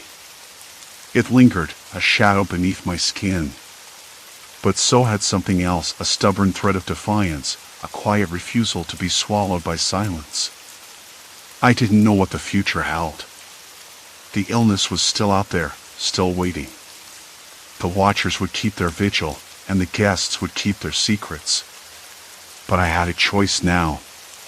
To speak. To remember. To resist. The motel was a scar on the landscape, a wound that might never fully heal. But it was also a reminder that even in the darkest places, the human spirit could endure. And sometimes, that was enough. Story 3, Passengers from Elsewhere, Haunting Commutes Across Realities. The morning air was colder than usual, biting at the back of my neck through the cracked window as I waited on the corner of 7th and Maple. I tapped the steering wheel, the textured leather rough under my fingers, and watched a dog sniffing around a trash bin. The smells were a mix of damp asphalt and early spring blooms, a strange combination that seemed almost hopeful on a morning this gray. The sky hung low, heavy with clouds that hadn't yet decided whether to rain or just drone on with grayness. The street lamp flickered above me, once, twice, then settled into a steady glow. I wondered if it was the bulb or the wiring failing, but didn't have the energy to care much. The carpool was supposed to pick up 3 people before heading downtown, and I was the last driver, the one who looped back through the neighborhoods most of the others avoided. I liked that part, the quiet streets, the way the city changed when you left the main arteries. But lately, there had been changes. Small, almost imperceptible shifts that set my teeth on edge. At 7:18 sharp, the first passenger showed. A woman I'd never seen before, standing just beyond the curb, her eyes scanning the street like she was searching for something invisible. She looked out of place, thin layers despite the chill, a scarf that didn't quite cover her neck the way it should, and a bag that looked too heavy for what she carried. When she stepped into the car, there was a faint smell of something metallic and cold, like a hospital corridor or a subway station deep underground. "I'm coming from another version of the city," she said, her voice calm but with a strange edge. "You might have heard of me." I blinked. "Excuse me?" She smiled, but it didn't reach her eyes. "Parallel City. You know, the one just a little to the left of here, where things went differently." I laughed, the sound hollow in the stillness. "That's a new one. We usually just get the usual commuters." She shrugged, settling into the seat like she'd been riding with us for weeks. Maybe. But I'm here now. That was the first odd thing. I shrugged and started the engine, telling myself people said stranger things to pass time. I didn't want to be that guy who asked too many questions, the one who made the ride uncomfortable. At the next stop, a man waiting near a cracked street sign stepped in. He nodded at the woman, a flicker of recognition passing between them. He had that look, a mix of exhaustion and something else I couldn't place. His clothes were neat but worn, a briefcase that seemed heavier than it had any right to be. I'm from the city where the bridge collapsed last month, he said before I could even ask where he was from. You'll want to watch the traffic near the river. I frowned. That bridge? The one over the East Side Canal? That was weeks ago. The news was still fading from memory, but the man spoke as if it was yesterday, like he'd just stepped off a bus. Sounds rough, I replied, my voice uneven. But we're fine here. No bridge problems. He shook his head. Not here. But soon. His eyes locked with mine for a second, and I felt a chill creep down my spine. Soon enough. The last passenger was already waiting when we pulled up to the corner of Pine and 3rd. A young woman, her hands stuffed deep in her coat pockets, eyes darting nervously to the street. I noticed her shoes were scuffed, the soles worn thin. She climbed in without a word, and the car immediately felt heavier, the air, cold and heavy with silence thicker. Ever hear about the disappearances? She asked suddenly, voice low, almost a whisper. I blinked again. Disappearances? People gone without a trace. No notes, no warnings. Not here, but nearby. Maybe a few blocks over, but in another version of the city. I wanted to laugh. Instead, I swallowed hard and nodded. You all have some pretty grim versions of this place. She smiled, but it was brittle, like a thin sheet of ice cracking underfoot. Maybe it's just a metaphor. Or maybe it's a warning. The radio crackled, shifting to a local station. The DJ's voice was cheerful, but there was an edge to the news, an alert about traffic snarls ahead, a caution to avoid the intersection by the old mill. A minor accident, they said. Nothing serious, but enough to slow things down. The woman in the front seat shifted, fingers tapping on her knee. That's where it starts. The small things. We drove into the city, the streets growing busier with each block. The usual morning rush, horns, shouted instructions, the scrape of tires on wet roads. But beneath the noise, something hummed, a quiet tension I couldn't shake. I glanced in the rearview mirror. Their faces were unreadable, but their eyes held a weight I couldn't explain. At the stoplight, a man crossed hurriedly, nearly slipping on the slick pavement. The smell of rain teased the air now, a faint promise of storms. I wondered if I was losing it, if the day was just too gray, or if these strangers really were harbingers of something darker. When we finally reached downtown, I pulled over near the office building, the usual drop-off point. The 3 passengers gathered their things silently, the air between us thick with unspoken questions. Before stepping out, the man with the briefcase looked back. You'll see.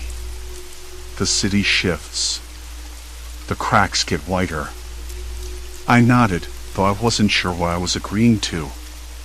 After they left, the weight in the car lingered.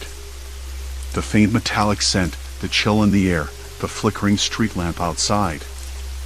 I sat for a moment longer, hands gripping the wheel, trying to steady the tremor I hadn't noticed creeping into my fingers. Something was wrong, but I wasn't sure if it was them, or if the city itself was starting to unravel beneath my feet. I started the engine again, but the road ahead felt less certain than before. The rain had stopped, but the air still hung heavy, soaked through and clinging to my jacket like a second skin. The man with the briefcase's words echoed in my mind, the city shifts. The cracks get whiter. I didn't know what he meant exactly. Was it a metaphor? A warning? Or something worse? The thought made the hair on the back of my neck prickle. I started the engine and pulled out onto the street, the car's headlights throwing long, blurred shadows down the slick pavement. I glanced in the rearview mirror, half expecting to see those three faces looking back at me. But the street was empty, washed clean by rain and silence. Back home, the kitchen smelled faintly of cold coffee and stale bread. I dumped my wet coat on the chair, rubbed my hands together, and sat at the table. The clock ticked loudly in the quiet. I replayed the morning's pickups, the strange stories about parallel cities, the way each stranger slipped details about accidents or disappearances that later showed up in the news or whispered conversations at work. I'd started keeping a notebook, just a habit, something to ground me. I flipped it open now, the pages crinkled and stained with coffee rings. Every name, every detail, carefully logged. The man with the briefcase had spoken about cracks and cities shifting. I scribbled the phrase at the top of a fresh page. I wasn't sure what I was looking for. A pattern, maybe. Some explanation. But the pieces didn't fit neatly. They never did. The next morning, I woke with a dull ache behind my eyes, the city's gray light filtering in through the curtains. I made coffee, black and bitter, and stared at the steaming mug as I waited for the carpool to start. I decided to keep driving, to see if the pattern held, if the stories continued to predict something real. To do nothing felt like surrender. My phone buzzed on the counter. A text from Sarah, my closest friend. You sure you're okay? You sound weird on the phone. I hesitated. How could I explain the impossible? That strangers from other versions of our city, versions I couldn't prove existed, were riding in my car each morning? That their stories were bleeding over into this reality? I typed back slowly. Just tired. Lots on my mind. She replied quickly. Come out tonight. We need to catch up. I wanted to say yes, but something told me not to. Not yet. The carpool started like any other. I pulled up to the usual spots, watching for the faces that never belonged. The first was a woman in a bright yellow raincoat, her hair damp and curling around her face. She climbed in without a word, I starting nervously. Her story was about a bridge collapse on 7th Street, something I hadn't heard about. She described it in detail: cracked concrete, rusted cables, emergency crews overwhelmed. Later that day, the news reported a partial closure of the 7th Street Bridge for urgent repairs. No collapse. Not yet. But the tone was urgent, warnings about structural integrity and safety risks. My chest tightened.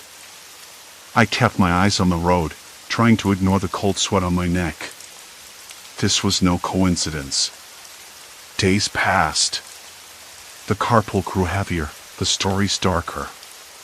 Another stranger told me about a missing teenager, vanished after a night out near the waterfront. I remembered the story. I'd seen flyers pinned to lampposts, the girl's face pale and desperate. The dates matched the stranger's timeline. I started jotting down times, locations, names, details. Cross-referencing with news reports, social media posts, police bulletins. The connections multiplied, a web tightening around me. At work, I couldn't focus. My hand shook when I reached for my coffee mug. I'd stopped telling Sarah about the carpool, afraid she'd think I was unraveling. Maybe I was. One evening, after dropping off the last passenger, I noticed a figure standing across the street. A man in a dark jacket, hands shoved deep in his pockets, watching. The fading light caught the edge of his face. No one I recognized. He didn't move when I locked the doors, didn't flinch when I glanced back. Just stood there like a shadow waiting to solidify. The street lamp flickered overhead, casting the sidewalk into a rhythm of light and dark. My breath came out in shallow puffs, the cold biting in my cheeks. I wanted to drive away, fast, but something rooted me in place. The man's eyes caught mine for a moment, no warmth, no fear. Just a blank, unreadable stare. I shifted the car into gear, slowly pulled away. The man didn't follow. The next day was worse. I arrived early, hoping to get ahead of whatever was coming. The first stranger was a young man, jittery, speaking in quick bursts. He told me about a protest planned downtown for the weekend, one that wouldn't make the headlines until it spiraled out of control, people missing, police overwhelmed, chaos creeping into the streets like a slow poison. I should have dismissed it as paranoia. Instead, I listened. At the office, I scoured the internet, digging through event pages, local forums, social media chatter. The protest was real, scheduled. But there was talk of a fringe group planning something unpredictable, something disruptive. That night, I stayed up late, staring at the ceiling. The city felt different, edges sharper, shadows deeper. The rain tapped against the window, a steady, unsettling rhythm. I thought about the man with the briefcase, his warning about the cracks. Maybe the city wasn't just shifting. Maybe it was fracturing. My phone buzzed again. A message from an unknown number. Stop looking. I froze. The screen's glow felt like a spotlight in the dark. No name, no reply. Just those two words. I didn't sleep. The next morning, I arrived at the usual spot, heart pounding. No strangers waiting. The street was empty, save for a stray cat darting between parked cars. The air smelled like wet earth and something metallic faint under it, the scent making my stomach knot. Then I saw the message again on my phone, this time scrawled on a crumpled piece of paper tucked between the windshield wiper and the glass. You're in over your head. My hands trembled so badly I had to set the paper down before I dropped it. I looked around. The street was still empty. No sign of the watchers, the strangers, the warnings. Just the city, gray and indifferent. But I knew better. The cracks weren't just in the city. They were in me, too. And whatever was coming next wouldn't wait for my permission. The cold bit through my thin jacket as I stood by the car, the crumpled note still damp and curled between my fingers. I shoved the paper into my coat pocket and slid into the driver's seat, the leather cold beneath me. My hands trembled again as I started the engine. Something about that note, it wasn't just a threat. It was a boundary, a line drawn in the dark, daring me to cross it. I wasn't sure if I had a choice anymore. The next morning, I woke with the taste of stale coffee still clinging to my tongue and my phone buzzing violently on the bedside table. I grabbed it without opening my eyes, assuming it was another anonymous message. Instead, it was Mark, my carpool partner. Normally, Mark was the steady one, the guy who kept us all sane when the stories got too wild. But his text was different, short, clipped, almost panicked. Meet me at the diner. ASAP. Need to talk. I dressed quickly, the knot in my stomach tightening with each step. Outside, the sky was a dull gray, heavy enough to threaten rain but hanging on. The air smelled faintly of exhaust and something else, something I couldn't place. Metallic, maybe? Like rusted iron left out in the rain. When I got to the diner, Mark was already there, sitting in the corner booth with his head down, fingers drumming nervously on the Formica table. His face looked pale under the harsh fluorescent lights, eyes darting toward the door every few seconds. "Hey," I said, sliding in across from him. "You okay?" He shook his head, voice low. "No, not really. You're not imagining things.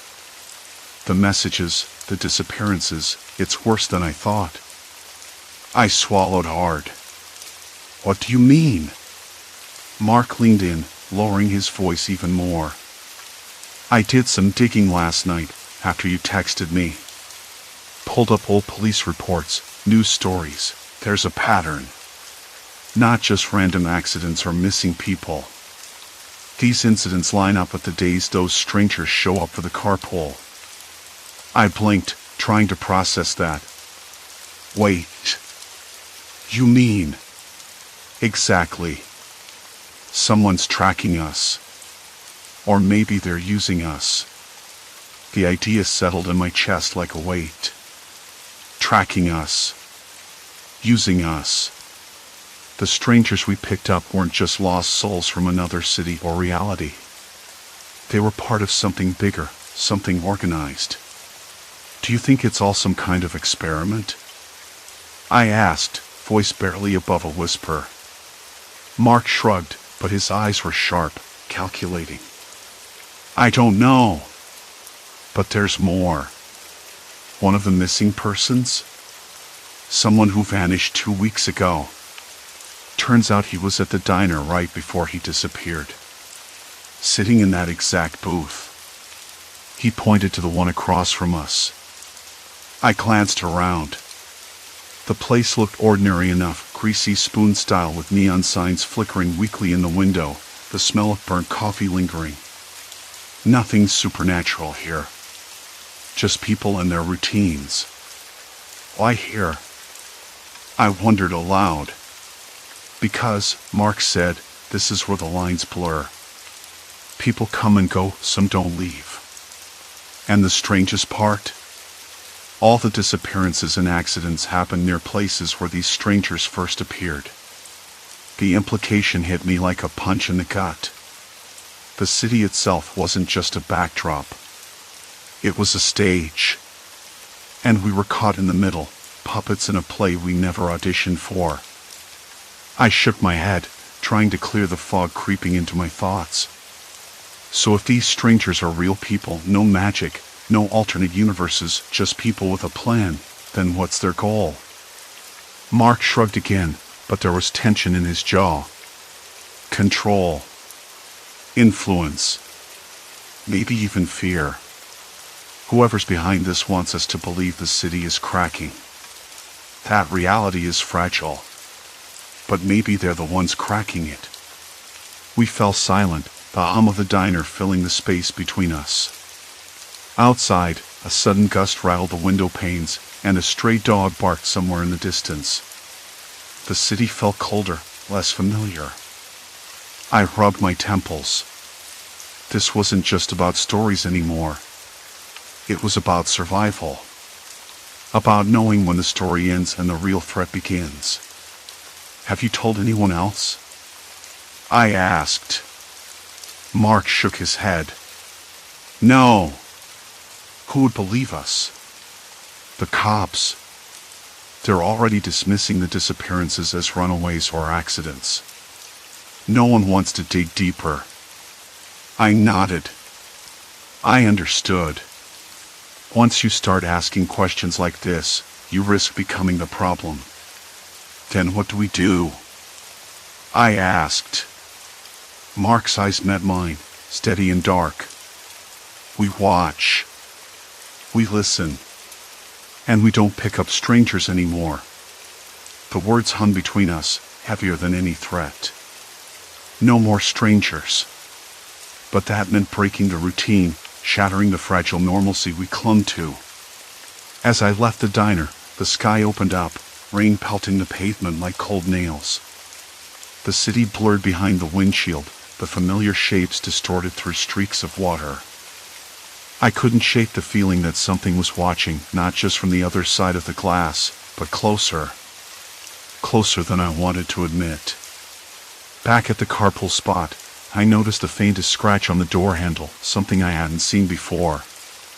Not deep enough to be vandalism, but deliberate. A message. A warning. I reached out, fingers trembling, and traced the line with my thumb. It felt rough, like unfinished business.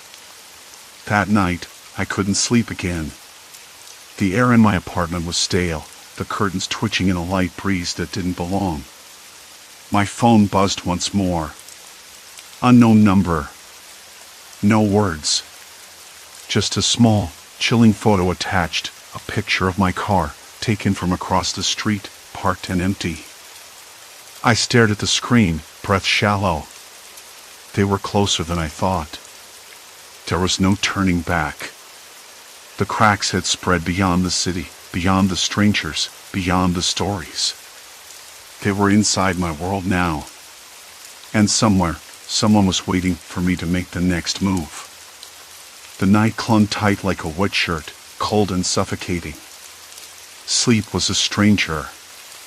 The stale air in the apartment felt thick enough to choke on, and the curtains fluttered softly, like whispered secrets just out of reach.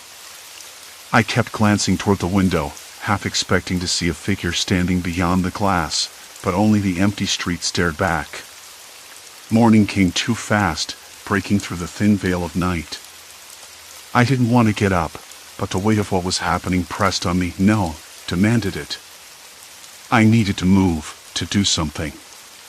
Anything. I pulled on my jacket, the fabric rough against my skin, and stepped outside. The city was waking, but the streets felt hollow, like a breath held too long. The scratch on the car door handle from the night before still nagged at me, a silent accusation. I traced it again with my thumb. Rough and deliberate. Not random. I tried calling the others in the carpool, but no one picked up. Messages went unanswered. Even Danny, who usually cracked jokes by 7 a.m., was silent. That was a bad sign. I drove to the usual spot, the parking lot empty except for my car. No strangers waiting. No new faces. The air smelled faintly of gasoline and damp concrete. I ran my fingers over the steering wheel, the leather worn and cracked beneath my palms. Nothing else. No clues. No sign of anyone. Then, the phone buzzed again. Another unknown number. I swallowed hard and opened the message. This time, no photo. Just a single sentence typed out in stark black letters. Look behind you. I didn't turn immediately. My breath caught in my throat. The room felt smaller, the walls inching closer like they wanted to crush me. The streetlight outside flickered, casting the world in uneven shadows. Slowly, reluctantly, I glanced over my shoulder. Nothing. Empty hallway.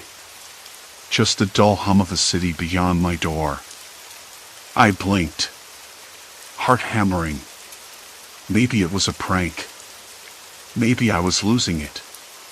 But then the sound came, soft, deliberate footsteps on the pavement outside. Not from the street. From the alley beside the building. I moved to the window, sliding the curtain aside just a crack. A figure stood there, half hidden in shadow, watching. Not moving. Just waiting. I couldn't see a face. Just a dark shape. I closed the curtain and backed away, the taste of dust and anxiety thick on my tongue. The message wasn't a prank. It was a warning. I needed answers, and the only way was to confront whoever was following me. That afternoon, I found myself sitting in the coffee shop near the carpool spot, nursing a cold cup of black coffee that bit my tongue with bitterness. The place was quiet, the low murmur of conversations and the hiss of the espresso machine a thin veil over the creeping dread inside me. I wasn't alone for long. Mara slid into the seat across from me, her eyes sharp and tired, like she'd seen too much and too little all at once. "You got the texts too," she said without preamble. Her voice was low, almost a whisper. I nodded, pulling the phone from my pocket. "This morning. Look behind you." She shivered. "They're messing with us. But it's more than that. Someone knows where we are, what we're doing." I stared at her, trying to read the layers beneath her words. Mara was usually the calmest among us, the most grounded. If she was rattled, it meant the situation had tipped into something dangerous. But why? I asked. She leaned in, voice dropping even lower. Because we've crossed a line. We're not just picking up strangers anymore. We're exposing someone who doesn't want to be found. The weight of her words settled like a stone in my stomach. I thought about the people who'd vanished after riding with us, the accidents predicted by those strange, parallel city stories, and the scratches on my car door. It wasn't coincidence.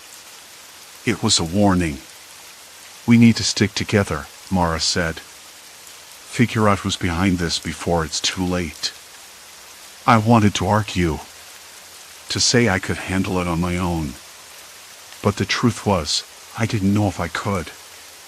Later that evening, I went back to the carpool spot, the streetlights casting long, eerie shadows across the cracked pavement. The city felt heavier here, like the air was thick with secrets. I scanned the area, every sense straining. And then I saw him. A man standing just beyond the row of parked cars, his face obscured by the brim of a hat pulled low. He didn't move, just watched. My throat tightened. I stepped forward, voice steady despite the tremor in my hands. Who are you? He didn't answer. Instead, he took a slow step closer. I backed up, heart pounding, every instinct screaming to run. But where? The city was a maze, and he knew it better than I did. Why are you following me? I demanded. He finally spoke, voice low and even. Because you're asking questions you shouldn't. His words hit me like a slap, cold and unyielding. I wanted to ask more, to demand answers, but the world tilted. My legs wobbled beneath me. Then the man turned and disappeared into the night, swallowed by the shadows. I stood there, alone and trembling, the scratch on my car door suddenly feeling like a scream. Someone was watching. Waiting. And they didn't want me to find the truth. The street was silent again, but I knew better. This was only the beginning. The silence after he disappeared was the kind that settles deep into your bones, like the cold you can't shake even indoors. I didn't move for a long time. The city around me was still, but I could hear the distant thump-thump of a dog's paws on asphalt, the faint hum of a fridge somewhere, the occasional creak of a loose shutter banging against a window frame.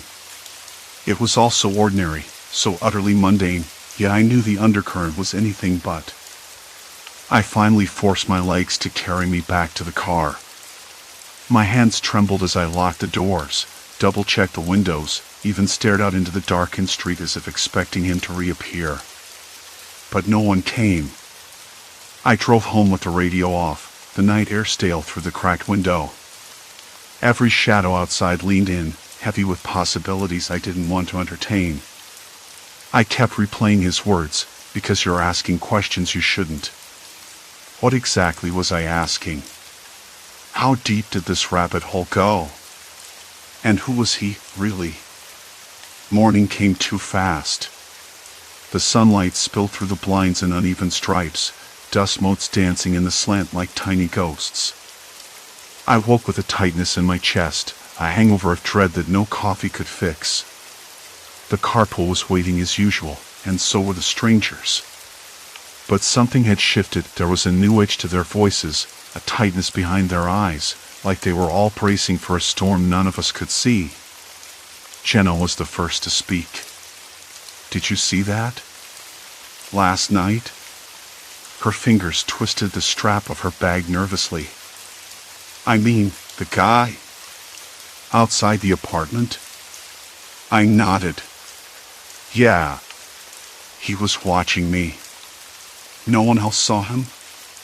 Mark asked from the back seat. I shook my head. Just me. The car moved forward, the city waking up in a slow crawl. The usual chatter about parallel versions of our streets felt heavier now, less like strange stories and more like something urgent. I looked around, trying to catch the eye of any of them, searching for reassurance or answers. That's when Sarah, the quiet one who'd been riding with us for 2 weeks, spoke up. Maybe it's not about other worlds. Maybe it's about this one, our world, right here. The ones who don't want us digging. I swallowed hard. Her voice was low but steady, like she was testing the idea as much as presenting it. We all fell silent after that. The city blurred past the windows, familiar but suddenly foreign. I thought about the disappearances, the accidents I'd heard about on the news that matched stories from the strangers. Coincidence? Or something darker? When I pulled up to my stop, I hesitated. The street outside was quiet, too quiet, and the morning air felt thick with expectation. I glanced at the rearview mirror. No one was behind me. But the feeling didn't leave. That day at work was a fog. I kept seeing shadows in corners of my vision, hearing voices in the hum of the fluorescent lights. My phone buzzed with news alerts, another accident, another person missing. The details stuck too closely to the stories I heard in the carpool. I felt like a slow-motion witness to an unfolding nightmare.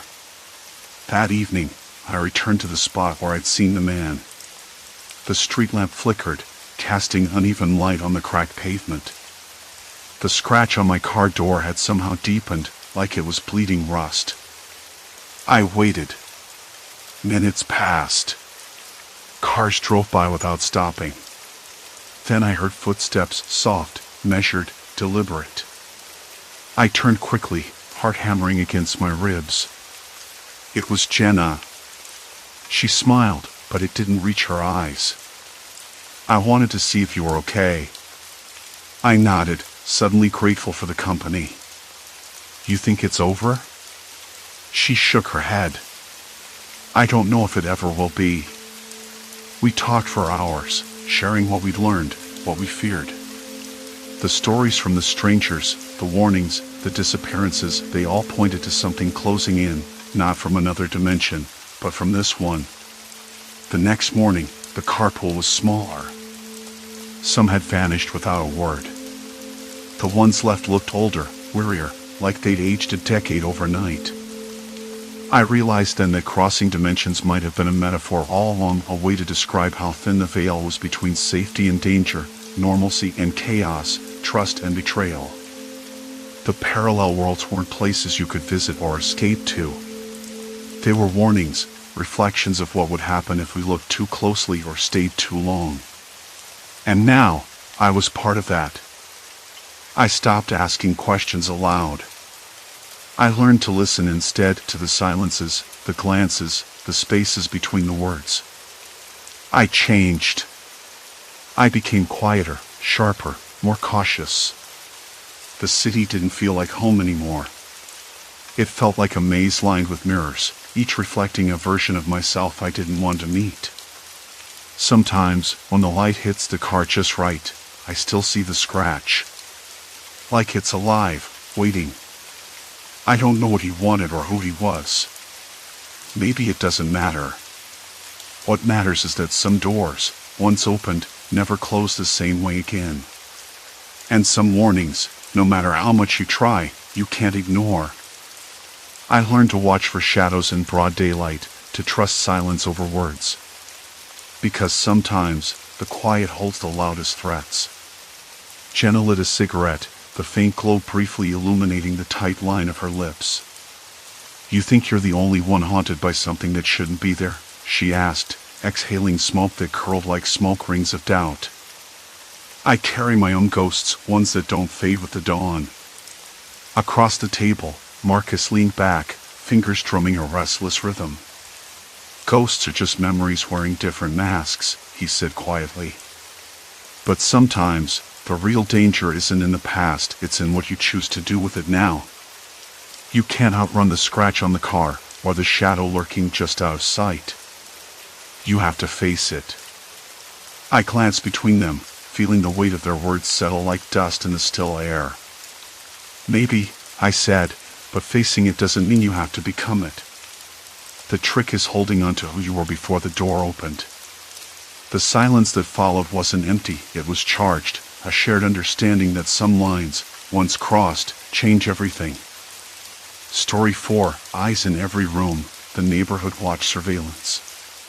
Our street had always been quiet, the kind of quiet that made you notice the faintest sound, like the scrape of a sneaker against pavement, or the distant hum of a lawnmower winding down. I lived in the little yellow house on the corner, the one with the cracked front steps and the stubborn rose bush my mother planted years ago.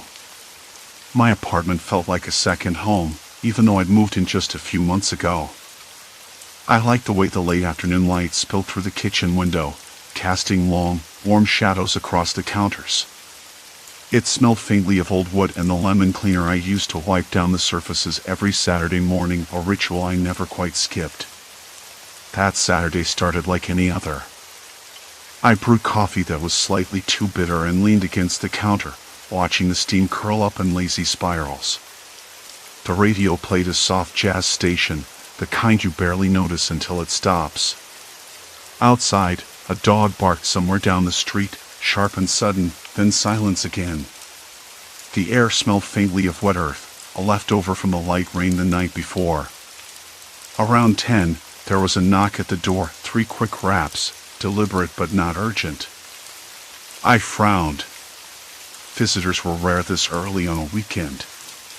When I opened it, Mrs. Perkins from 3 doors down was standing there, clipboard in hand, a smile that didn't quite reach her eyes. She wore the knitted cardigan she always wore, the one with the moth holes near the cuffs. "Good morning, Sarah," she said. "I'm here on behalf of the Neighborhood Watch Committee." I blinked, stepping back to let her in. The inside of her car still smelled faintly of peppermint gum. I remembered that from the last block party, where she'd insisted on handing me a pack. "Neighborhood Watch," I said, already guessing where this was heading. "Yes," she nodded, stepping into the living room as if it were her own. "We're rolling out a new safety initiative. Cameras. Hidden cameras, actually. In every home." I waited for the punchline.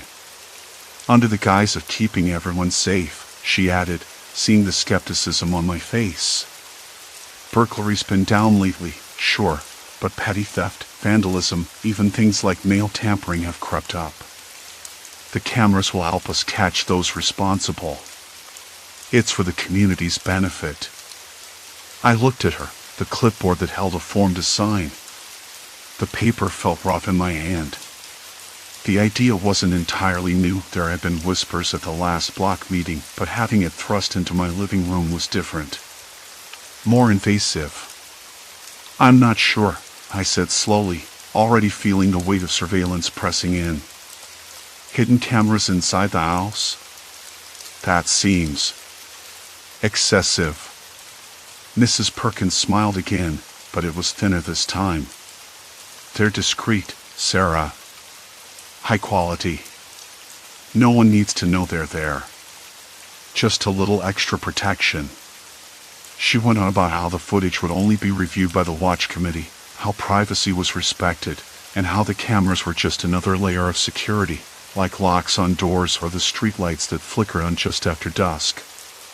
I nodded, even as a small shiver crawled up my spine. The room felt suddenly colder, the sunlight less friendly. My gaze drifted to the window, where the reflection of the street behind me seemed too sharp, too watchful. After she left, I sat down with the form and stared at it. The paper was heavier than I expected, the words printed in tiny, almost unreadable type. I ran my fingers over the lines, wondering what I was really agreeing to. The thought of strangers, or worse, neighbors watching my every move was unsettling, but I told myself it was just paranoia. A small price for safety, maybe. That evening, the neighborhood looked the same, but something had shifted. The usual murmurs of children playing and adults chatting by their mailboxes felt hushed, as if everyone was holding their breath. I noticed the new small black boxes mounted near porch lights and behind flower beds, blinking faint red lights that suggested life, surveillance. They looked like bugs, watching. I went for a walk, hoping to shake the uneasy feeling settling in my stomach.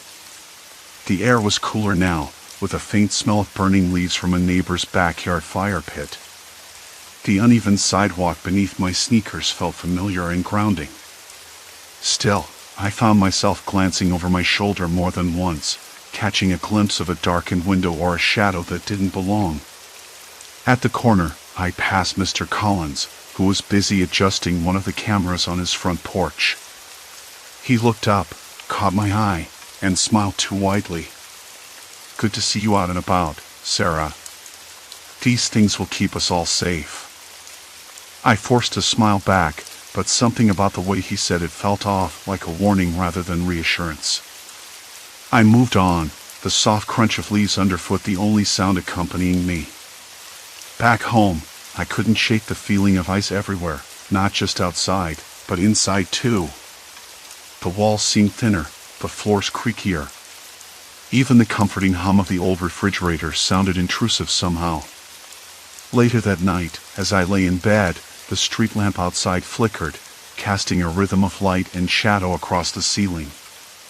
I thought about the cameras, about what they might catch, how they changed the way I moved, the way I lived. I tried to tell myself I was being silly. But then I remembered the way Mrs. Perkins' smile didn't quite reach her eyes, and the way Mr. Collins had said it. Safe. Safe. Safe. The word echoed in my head, but it didn't feel like safety anymore. It felt like something else. Silence. Complete silence. And then, the faintest click from the hallway. The click from the hallway came again, quieter this time, like a soft tap on a hollow door. I reached for the bedside lamp, the warm glow cutting through the shadows like an item through silk. The familiar scent of lemon-scented cleanser mixed with the faint mustiness of old books filled the room. I swallowed hard, the dry air scratching at my throat. Outside, a dog barked somewhere down the street, sharp and urgent. The neighborhood was supposed to be safe. That was the whole point, wasn't it? Cameras everywhere, eyes everywhere, but the only thing they caught was how well we'd learned to watch each other. I slipped out of bed, bare feet cold against the hardwood floor. The hallway stretched ahead, narrower than I remembered, walls closing in with the weight of unseen scrutiny. The flickering street lamp outside cast restless shadows that seemed to pulse, breathing with the rhythm of my own quickening pulse. I wanted to check the cameras, to see if any recorded movement, but the idea of being watched back made my skin crawl. The next morning, I woke with a stiff neck and a dry mouth, sunlight stabbing through the curtains and glinting off the sleek black lenses embedded in the corners of every room. Their glossy surfaces felt like eyes, cold and unblinking, and I couldn't help but imagine them following my every move. I turned the coffee pot on, the gurgling sound oddly comforting in the quiet kitchen. The smell of burnt toast lingered from earlier, though I hadn't made any.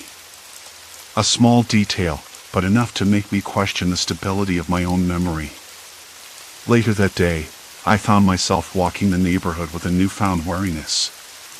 The camera installation trucks had disappeared, but their work was unmistakable. Tiny devices peered from eaves, behind flower pots, even concealed within the bark of trees lining the sidewalks. Everyone seemed to accept it with a kind of numb resignation. The usual morning greetings felt strained, as if the cameras had sucked the warmth from our voices. I stopped by Mrs. Perkins' porch. She was there, rocking slowly, knitting needles clicking like a metronome. Her eyes flicked up as I approached, sharp and assessing. "Morning," I said, trying to sound casual. "Morning," she replied, voice low, almost cautious. "You're up early." "Couldn't sleep," I admitted, nodding toward the cameras. "You think they're doing any good?" She shrugged, her hands never stopping their rhythm. "They catch everything. Too much, maybe. People start looking for trouble where there isn't any." Her words stuck with me as I walked on. I thought of Mr. Collins, his forced smile, the way he'd said safe. Like a warning, not a promise. It made me wonder how long before suspicion replaced trust entirely in this neighborhood. By afternoon, I had pulled out the small notebook I kept tucked in my jacket pocket. I jotted down observations, small oddities that didn't seem to fit. The way Mr. Jenkins never left his house except to glance at his own camera feeds. The quiet tension in the air when neighbors passed each other on the street, eyes darting to the hidden lenses. Then there was the message. I found it pinned to my mailbox, a plain white envelope with no return address. Inside, a single sheet of paper bore a typed warning, "Watch who watches you." My hand shook as I held it, the paper rough against my fingers. I looked around, the usual suburban calm suddenly fragile, like a glass about to shatter. Who could have left it? A neighbor? Someone watching me already? That night, sleep was elusive. Shadows gathered in the corners of my room, alive with whispered accusations I couldn't quite hear. The cameras blinked silently from their perches, unmoving but all-seeing. I kept imagining faces behind the lenses, neighbors I'd known for years, now transformed into something unrecognizable. I had to know more. I had to understand what this neighborhood watch had become. The next morning, I stopped by the community center where the watch meetings were held. The room was empty except for a stack of pamphlets on the table. Your safety, our priority. I flipped through one, the glossy paper promising peace of mind but offering only vague reassurances. Then I noticed the sign-in sheet for volunteers, a long list of names, some familiar, others not. At the bottom, someone had scrawled a message in hurried handwriting, "Not all cameras are public." A chill ran down my spine. What did that mean? Hidden feeds? Secret viewers? I folded the paper carefully and slipped it into my pocket. Outside, a car passed slowly, windows tinted too dark to see inside. I caught the reflection of a face in the glass, mine, wide-eyed and tense. Back home, the afternoon sun slanted through the blinds, dust motes drifting lazily in the golden light. But the warmth felt hollow. I checked the monitors again, scanning for unusual activity. One feed caught my attention, the camera in the neighbor's living room. A faint movement, a shadow crossing the room, but no one was supposed to be home. I leaned closer, breath hitching. Then the figure appeared, not a stranger, but Mrs. Perkins. She stood motionless for a moment, then turned sharply, as if sensing the camera's gaze. Her expression was unreadable, but the tension in her shoulders spoke volumes. I sat back, heart pounding. The cameras weren't just tools for safety. They were instruments of control, turning neighbors into sentinels and prisoners all at once. I wasn't sure if I wanted to be the one to break the silence, but I couldn't ignore it any longer. The line between protector and watcher was blurring. And somewhere in all this watching, someone was watching me. The phone rang, sharp and sudden, breaking the quiet. I glanced at the screen, no caller ID. I hesitated, then answered. "Hello?" Silence. Then a whisper, barely audible, "Be careful who you trust." The line went dead. I stared at the receiver, breath caught in my throat. The neighborhood watch wasn't just about cameras. It was about something deeper, something darker. And I was right in the middle of it. The receiver slipped from my trembling fingers and hit the hardwood floor with a hollow thud. I wanted to tell myself it was a prank, some twisted joke by one of the neighborhood kids. But the timing was too precise, too deliberate. The way Mrs. Perkins had frozen under the camera's gaze wasn't accidental either. Something was unraveling, and I was caught at the center, tangled in threads I couldn't yet see. I sank back into the chair, the creak of its legs loud in the thick silence. Outside, the street lamp flickered, casting uneven shadows across the blinds. The faint hum of the cooling system buzzed in the background, a mundane soundtrack that felt out of place with the knot tightening in my chest. I realized I hadn't moved since the call. My eyes scanned the room, landing on the blinking green light of the camera wedged discreetly in the corner by the ceiling. It had been installed 2 days ago, a gift from the Neighborhood Watch Committee for our safety, they said. But safety wasn't a gift. It was a cage. I got up slowly, muscle stiff, and crossed to the window. The street was empty, save for a flicker of movement near the Perkins driveway. Her silhouette was back, head bent, hands moving what, I couldn't tell. She seemed deliberate, methodical. I swallowed and pulled the curtains closed. The next morning, the air was heavy with humidity, the sky a bruised gray that threatened rain. I woke before dawn, heart still thrumming from the night's call. The world outside felt different now, smaller, tighter, as if the walls of the neighborhood had drawn closer overnight.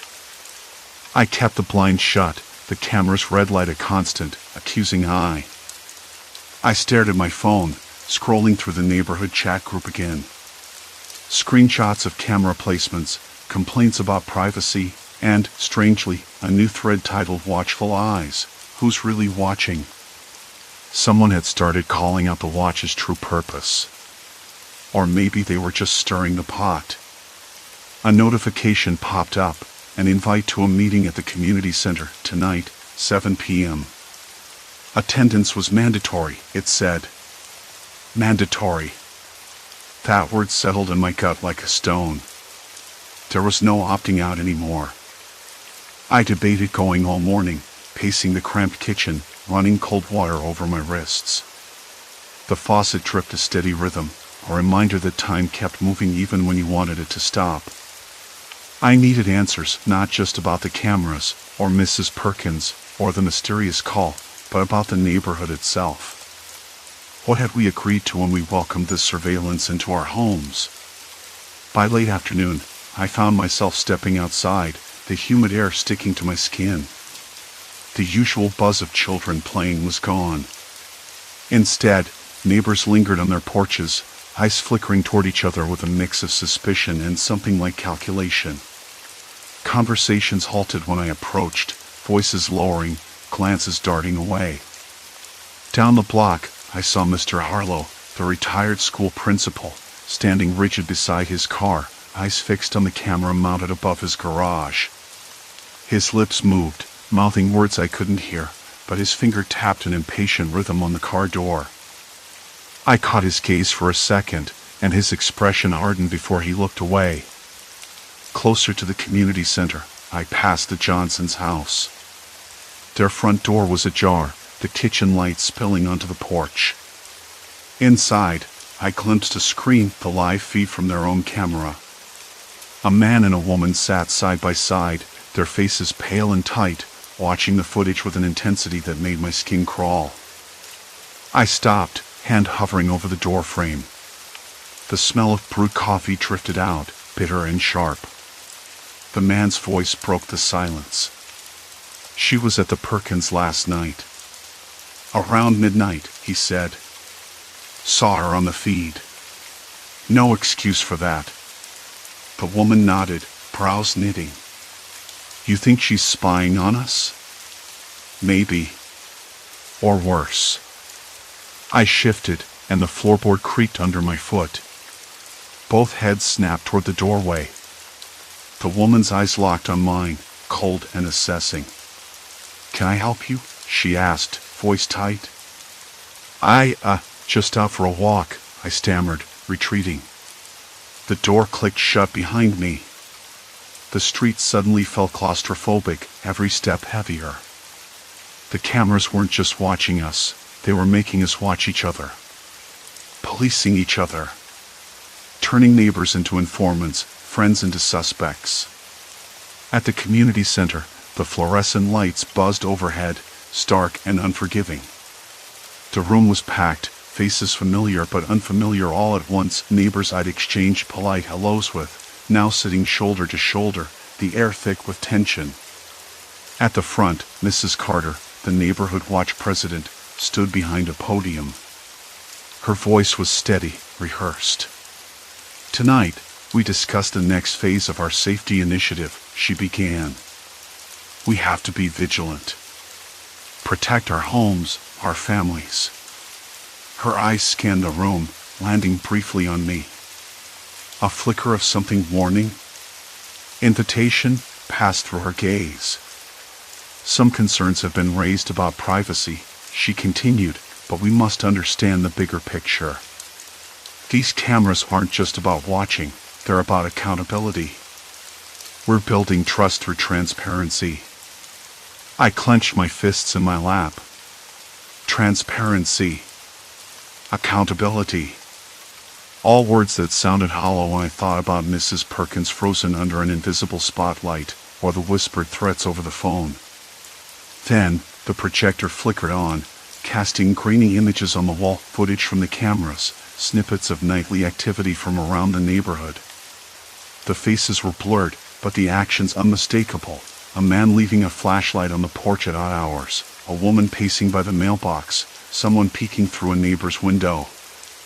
We've uncovered suspicious behavior, Mrs. Carter said, voice rising. This is why we must stay united. We can't let outsiders, or even insiders, undermine our safety. A hand shot up near the back. It was Mr. Harlow. But what about privacy? What about trust? When does watching become spying? Mrs. Carter's smile was tight. When safety is at risk, trust is earned, not given freely. We're past a point of no return. The phrase hit me like a punch. Past a point of no return. There was no stepping back now. No retreat. We had crossed a line, and the neighborhood watch wasn't just a group protecting us anymore. It was a mechanism for control. After the meeting, as the crowd dispersed into the humid night, I lingered near the exit. Mrs. Perkins appeared again, emerging from the shadows, her eyes sharp and unreadable. You're asking questions, she said softly, almost a warning. I swallowed. I need to know what this is really about. She studied me for a long moment. It's about who decides what's normal, and who decides what happens when you don't fit. Her words sank deep, chilling and real. I realized then that the cameras weren't just watching us, they were rewriting the rules of our lives, shaping who we could be.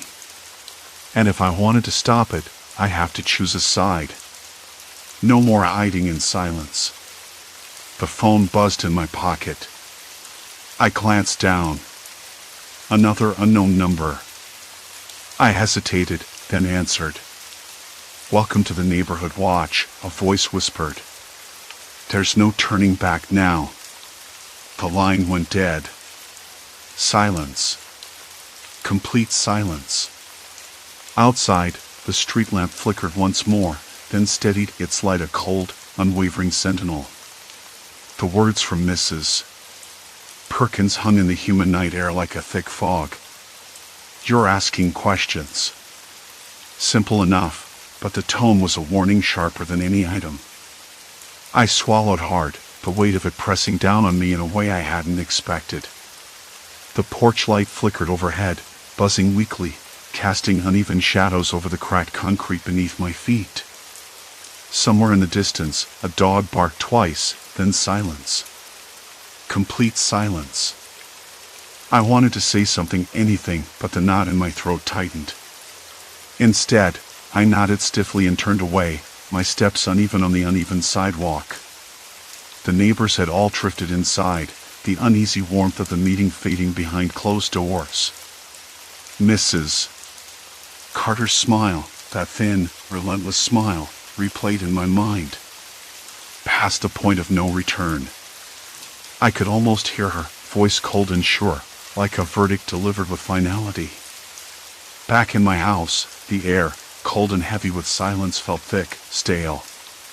The fan in the corner spun lazily, a faint hum drowning out the silence, but it didn't cool the skin crawling down my spine. I poured a glass of water, the liquid sloshing quietly against the glass edges. My hands trembled slightly, the taste of cold metal on my tongue. I kept thinking about the cameras. They were everywhere now, weren't they? Hidden lenses tucked into smoke detectors, light fixtures, even the backs of picture frames. Our homes, once private sanctuaries, had become glass cages under the watchful eyes of our neighbors. The cameras had been sold as protection, a neighborhood united against threats lurking beyond our fences. But the real threat wasn't outside. It was inside. Inside the walls, inside the screens, inside the minds of the people watching. The next morning, the air was thick with humidity again, the kind that sticks to your skin and makes you feel like you're wading through syrup. I woke up stiff, the disquiet from the night before still gnawing at my thoughts. I found myself staring at the ceiling, tracing the cracks with my eyes, trying to coax a sense of normalcy into the room. But normalcy had become a cruel joke. I decided I couldn't sit still anymore. I needed to know what was really going on. I had to see for myself. By mid-morning, the neighborhood was already buzzing with the usual small talk, mowers humming, kids shouting, tires crunching on gravel, but beneath it all was a dull tension, like static under a song. I walked out, keeping my head low, eyes flicking to the corners of houses where the cameras lurked like silent sentinels. I made my way to Mr. Harlow's house first. He was the one who'd spoken up the night before, the only neighbor who dared question the surveillance. His front yard was neat, no sign of rebellion except for a small, hand-painted sign stuck in the flower bed, "Privacy Matters." I smiled grimly. Brave or foolish? Maybe both. "Mr. Harlow?" I called, voice low. No answer. I circled to the side and noticed the garage door was cracked open just a bit. Something felt off. I pushed it gently, the rusty hinges groaning softly. Inside, the musty smell of gasoline and old paint hit me.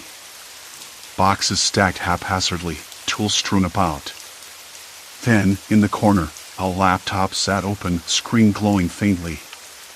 Curiosity won over caution. I stepped closer and saw a folder labeled "Watch Footage." My pulse quickened. I clicked it open. The files revealed hours of footage, not just the usual street views or front porches, but interiors. Bedrooms, kitchens, living rooms. Our homes. People in their most vulnerable moments, unaware they were being watched. I closed the laptop quickly, my breath catching. How did he get this? How long had he been collecting it? A voice startled me. "I see you found it." I whipped around. Mr. Harlow stood in the doorway, eyes sharp but weary. The lines on his face looked deeper in the daylight, his jaw clenched tight. "Why do you have this?" I asked, trying to keep my voice steady. He sighed, rubbing a hand over his face. "Because someone has to. Someone has to keep tabs on what's really happening. Mrs. Carter isn't just about safety. It's about control. And not just hers, the whole watch." I swallowed hard. "You mean they're watching us? All of us?" He nodded slowly. "More than that. They're judging us. Punishing those who step out of line. Reports, rumors, accusations, everything gets fed back into the system. People have lost jobs, friendships, even families over this." My stomach churned. "You're saying this is more than neighborhood safety?" I still can't explain it. It's surveillance. It's policing. It's a slow strangling of freedom. His eyes flicked toward the laptop. "I've been trying to expose it. But it's dangerous. They're watching even here." A cold shiver ran down my spine. "Why show me?" "Because you're awake. You're not blinded by the fear. You might be the only one who can stop this before it's too late." Before I could respond, the faint sound of footsteps echoed outside the garage. We froze. The door handle rattled. I glanced at Mr. Harlow, who silently moved to block the view from the cracked door. The footsteps stopped, then retreated. A shadow passed by the window, too deliberate, too slow to be accidental. "Mrs. Carter's people," he muttered. The tension snapped tight in my chest. I wanted to run, to hide, but my feet stayed rooted.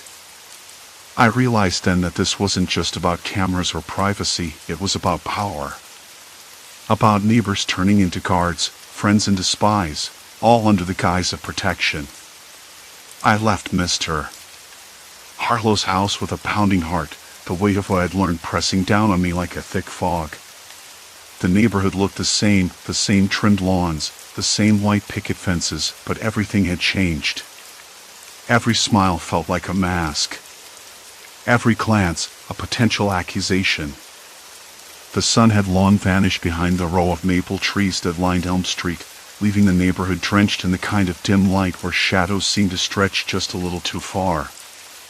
I stood at my front window, hands pressed flat against the cold glass, watching the street. It was quiet, except for the occasional flicker of headlights from a passing car and the distant bark of a dog, an uneven rhythm that felt out of place, like the neighborhood was holding its breath.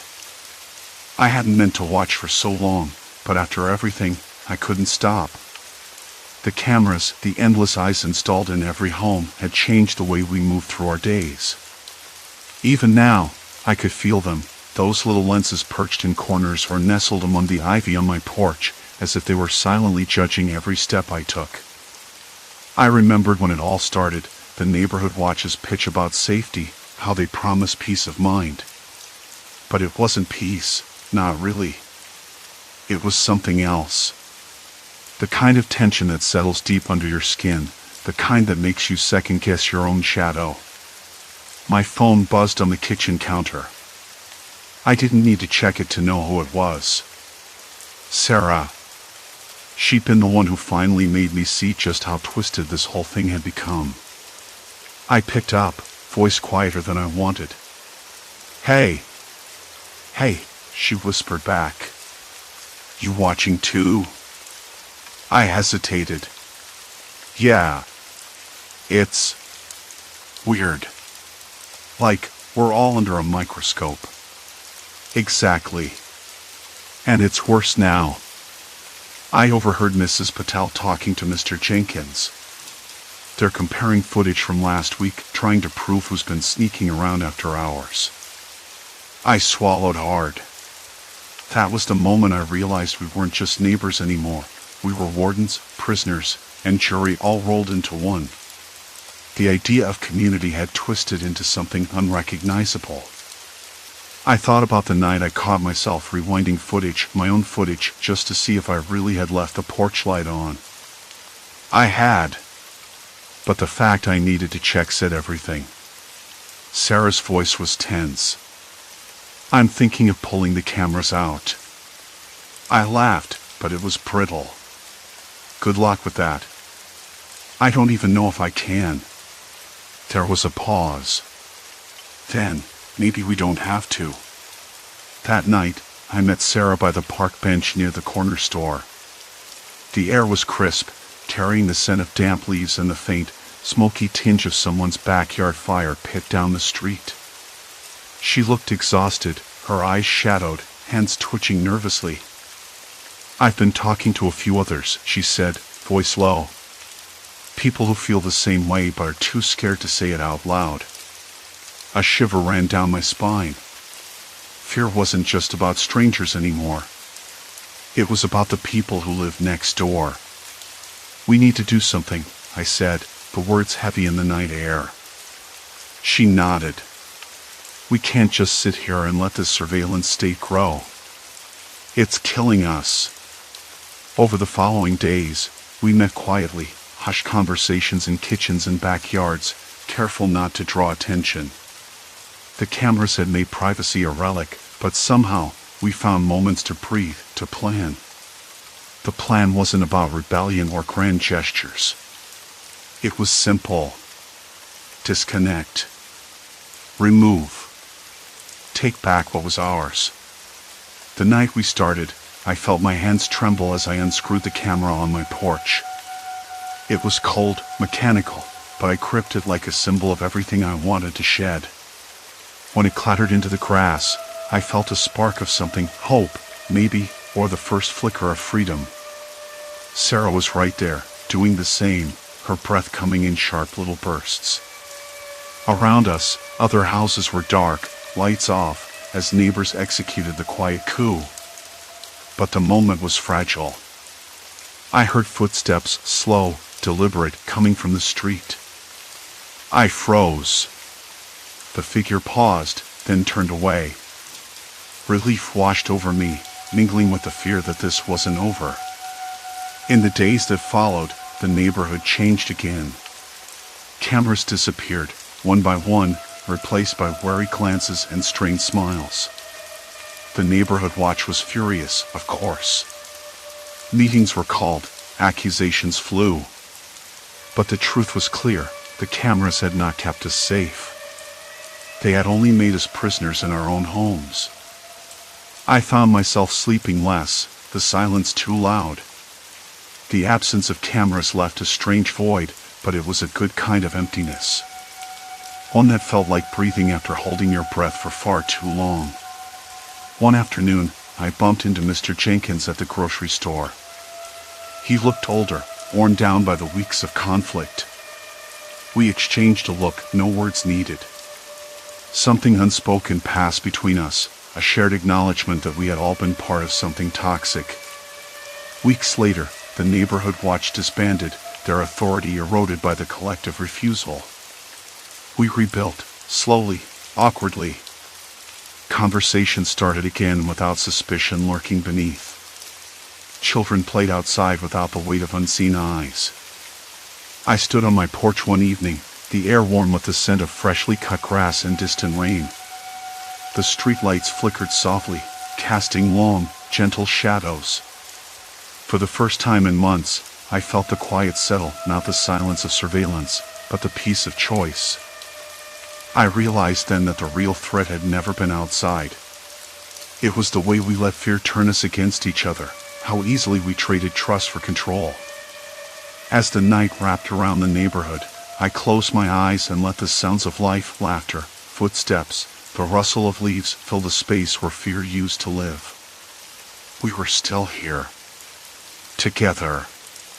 Somehow, that was enough. Story 5, Abandoned Station Awakens, Hidden Surveillance Horror. The subway station had been closed for years, or so I thought. But that wasn't quite right. I remember the day I decided to check it out. It was early spring, the kind of afternoon when the city feels unsettled when tugging at loose papers on the pavement, the sun hidden behind a ragged sky. I'd been wandering near the old industrial district, my camera slung over my shoulder, hoping for something interesting to shoot.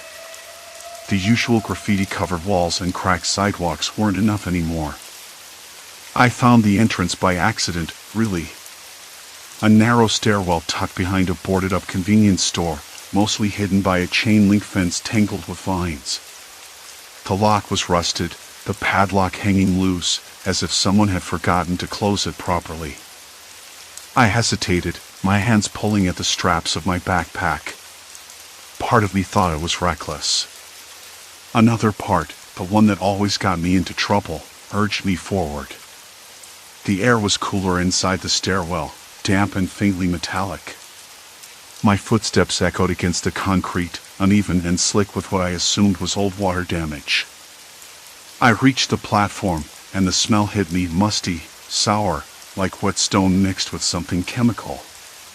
It wasn't unpleasant, exactly, but it wasn't clean either. A strange, thick atmosphere settled on my skin. The walls were streaked with grime, and the faded tiles chipped away like peeling paint. A flickering light, a single bulb in a cracked casing, buzzed overhead, casting long shadows that danced with every twitch of the failing electricity. I pulled my jacket tighter. The place hummed, not with power or life, but with something else. A low vibration, almost imperceptible but constant. I moved closer to the edge of the platform, peering down the dark tunnel where the tracks disappeared into a black mouth. I thought I heard something. A soft scrape, maybe. Or the whisper of a breath. I told myself it was just my imagination. But then the hum grew louder, like the building was breathing beneath the silence. I knelt down and ran my fingers over the concrete edge. Cool, rough, and strangely sticky in one spot. I wiped it off on my jeans. My phone's flashlight caught something glinting near the base of a rusted pillar, an old camera lens, cracked and dirty, but unmistakably a piece of surveillance equipment. I frowned. Why would there be cameras here? The station wasn't in use. No trains, no passengers. Nothing but ghosts. I stood up quickly, my heart ticking over in a slow, deliberate rhythm. My breath puffed out in quick bursts. I wasn't sure if it was fear or excitement, or maybe both.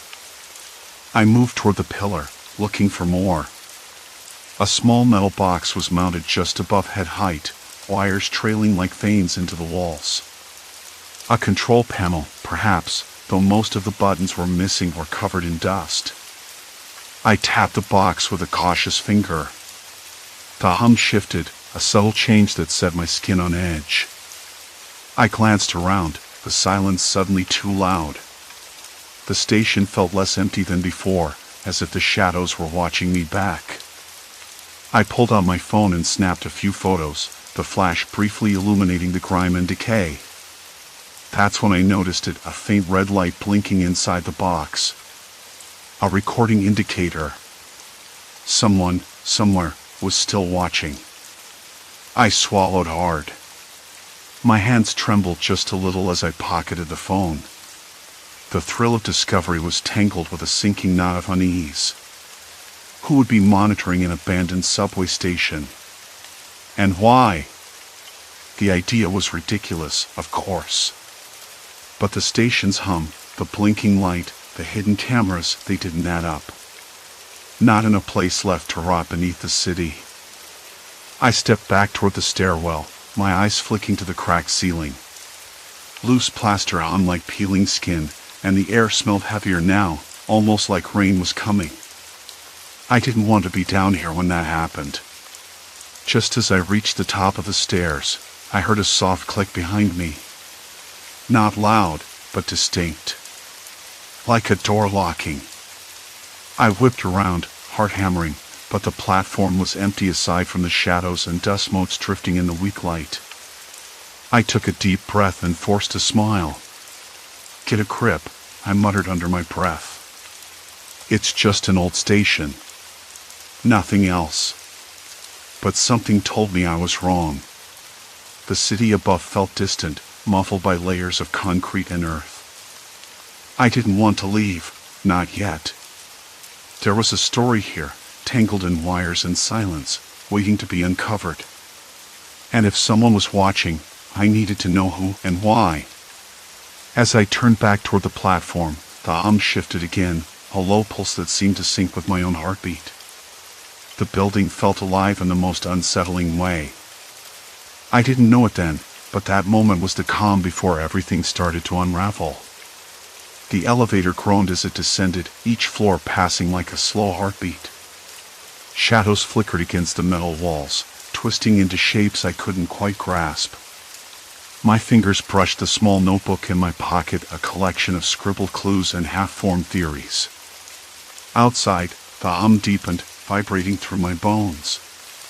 Something was coming. Something I wasn't ready for. But there was no turning back now. The elevator shuddered to a halt, the metal doors parting with a reluctant hiss. I ran my fingers along the cracked tile edge of the platform, rough and chipped, each groove holding a story of neglect. The place felt like a wound left to fester. But beneath that, something else pulsed. Something deliberate. I pulled my notebook out, flipping it open to the page where I'd hastily sketched the layout of the station. To anyone else, it would look like nonsense, scribbles, item, notes half-written. But to me, the pieces were starting to connect. The cameras I'd found weren't random. They were pointed, carefully placed to cover every angle of this forgotten place. It wasn't just surveillance. It was control. I crouched by the edge of the platform, eye level with one of the cameras hidden behind a cracked panel. Its lens was smudged, but it still tracked me, a bead of black glass that seemed almost watchful. I swallowed hard, the back of my throat tightening. How long had this been here? Who set it up? And why? A dull creak echoed from the far end of the tunnel, the sound bouncing off the concrete walls like a warning. I froze. The building groaned again, as if adjusting itself, settling deeper into the earth. The overhead lights flickered, their glow wavering like a heartbeat struggling to stay alive. I forced myself to move forward, each step stirring up dry dust and tiny debris. The floor beneath me felt unstable. I could almost hear the concrete cracking, a faint spider web spreading beneath my boots. I had to be careful. One wrong move, and this place would collapse into itself. Halfway down the tunnel, I spotted a doorway partially hidden behind a pile of rubble. It was an old maintenance closet, the rusted metal door hanging ajar. Inside, I found a tangle of wires, some freshly stripped, others frayed and neglected. Among them was a small box, an old DVR or some sort of recording device, its screen cracked but still faintly glowing. I crouched down, brushing away dust and spider webs, and tried to power it on.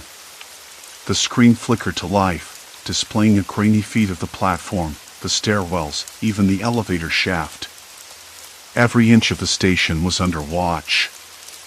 I tapped the buttons, heart pounding, trying to rewind or fast forward. Static. Glitches. Then, a series of timestamps. Footage from just hours ago. Someone had been here. That thought made the hair on my neck stand up.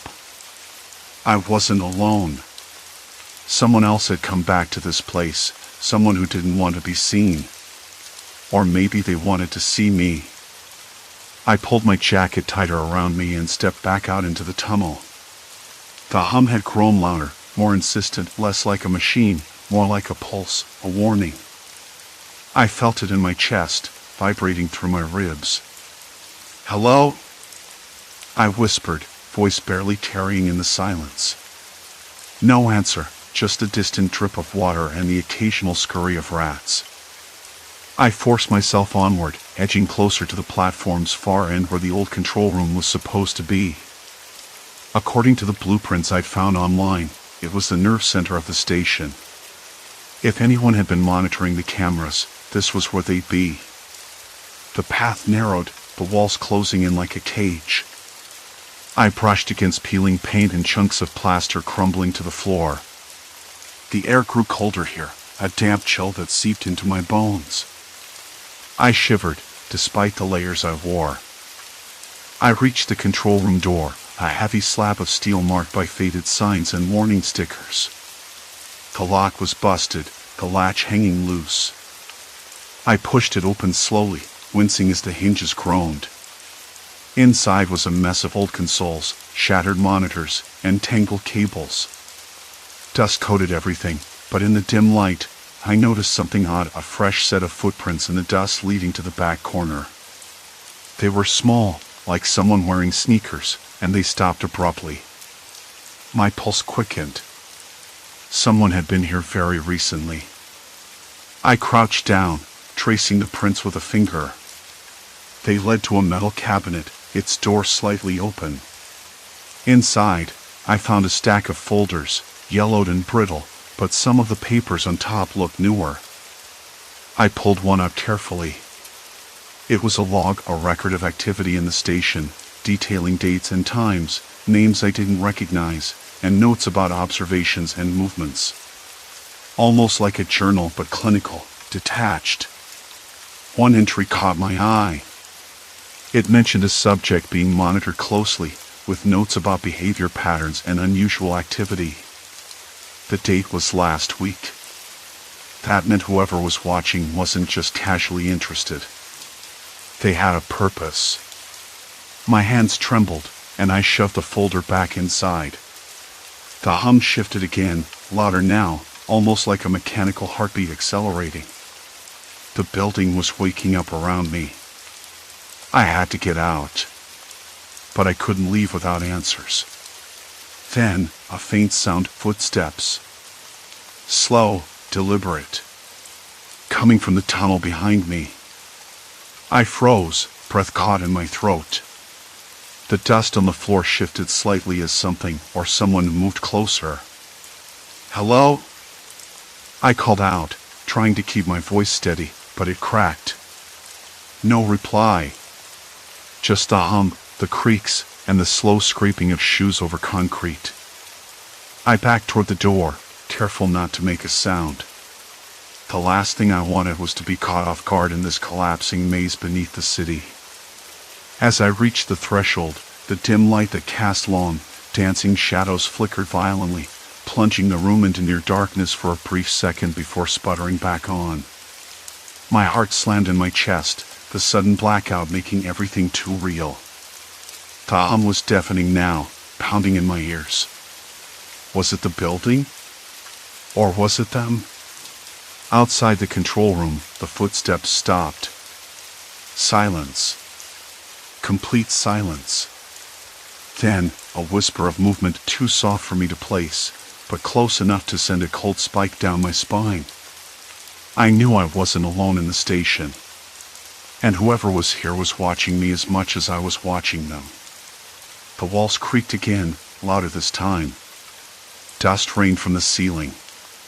The station was shifting, unstable. Time was running out. I had to find out who was behind this surveillance before the whole building gave way. But first, I needed to move. Fast. I slipped out into the tunnel, the shadows swallowing me whole. The tunnel's shadows swallowed me like a mouth. I forced myself to move faster, though the weight in my chest made my limbs feel leaden. The tunnel stretched ahead, a narrow scar beneath the city, lined with peeling paint and tangled wires that looked like veins. The stale air tasted dusty and metallic, like old pennies left in a damp sock. I tried to ignore the small sounds, the distant drip of water somewhere deep in the dark, the faint scrape of something shifting just out of sight. My hands trembled slightly as I brushed a web of cracked plaster from the wall. The rough texture bit into my skin, grounding me. I knew there was no turning back. The door behind me had slammed shut when I left, a sharp bang that echoed off the tunnel walls. No chance it was just a coincidence. I triggered something, maybe a trap, or a signal, and now the station was closing in, literally and figuratively. I stopped, pressing my back against the damp wall to catch my breath. The hum was louder here, almost like white noise mixed with static. I put my palm flat against the wall, feeling a faint vibration beneath the crumbling plaster. The station wasn't just unstable, it was alive with interference, and that interference was being monitored. The cameras I'd found weren't just recording for laughs or curiosity. Someone was tracking me, studying every move. But why? And who? The thought gnawed at me, dragging my mind into a spiral I didn't want to follow. I'd stumbled into something bigger than a forgotten subway station. Bigger than just a few hidden cameras and freight wires. This was surveillance on a scale that suggested control, secrecy, maybe even fear. My phone buzzed in my pocket. I yanked it out with a clumsy hand, heart leaping. The screen flickered, no signal. Of course. No surprise underground. I tried anyway, thumb hovering over the call button, but the display blinked off before I could even dial. No connection meant no way out, no help coming. I was alone. I swallowed hard. That's when I heard it, a faint shuffle, like fabric brushing against concrete, just ahead in the tunnel. I froze. Every instinct screamed to run, but my feet wouldn't move. The sound stopped as suddenly as it started, swallowed by the oppressive silence. "Hello?" I called out, voice rough and uneven. "Who's there?" No answer. I stepped forward, slower this time, eyes straining to catch any movement in the low light. The old fluorescent bulbs overhead flickered sporadically, casting long, jittery shadows that played tricks on my mind. I could almost swear I saw a figure slip behind a broken pillar, but when I looked again, there was nothing. This wasn't just about surveillance anymore. Someone was here. Watching me, yes, but also following. The realization hit like a punch to the gut. And if they wanted me to leave, they'd already proven they could stop me. I rounded a bend and stopped short. The tunnel opened into a larger chamber, cavernous and echoing, with graffiti peeling off the walls like old scabs. The air was thicker here, almost suffocating, smelling of rust and mold. At the far end, a set of stairs led upward, but they were crumbled, half collapsed, the metal railing twisted and sharp. No easy escape. On the floor, scattered papers caught my eye. Yellowed, brittle, and covered in hastily scribbled notes and numbers. I knelt down, fingers trembling as I sifted through them. Most were technical schematics for the station's electrical grid, but one page had something different, a list of names, dates, and cryptic annotations. The last entry was recent, just a week ago.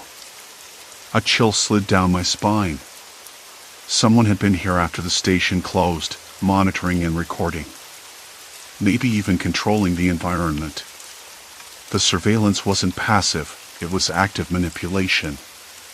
I pocketed the papers and moved toward the stairs, eyes darting to every shadow.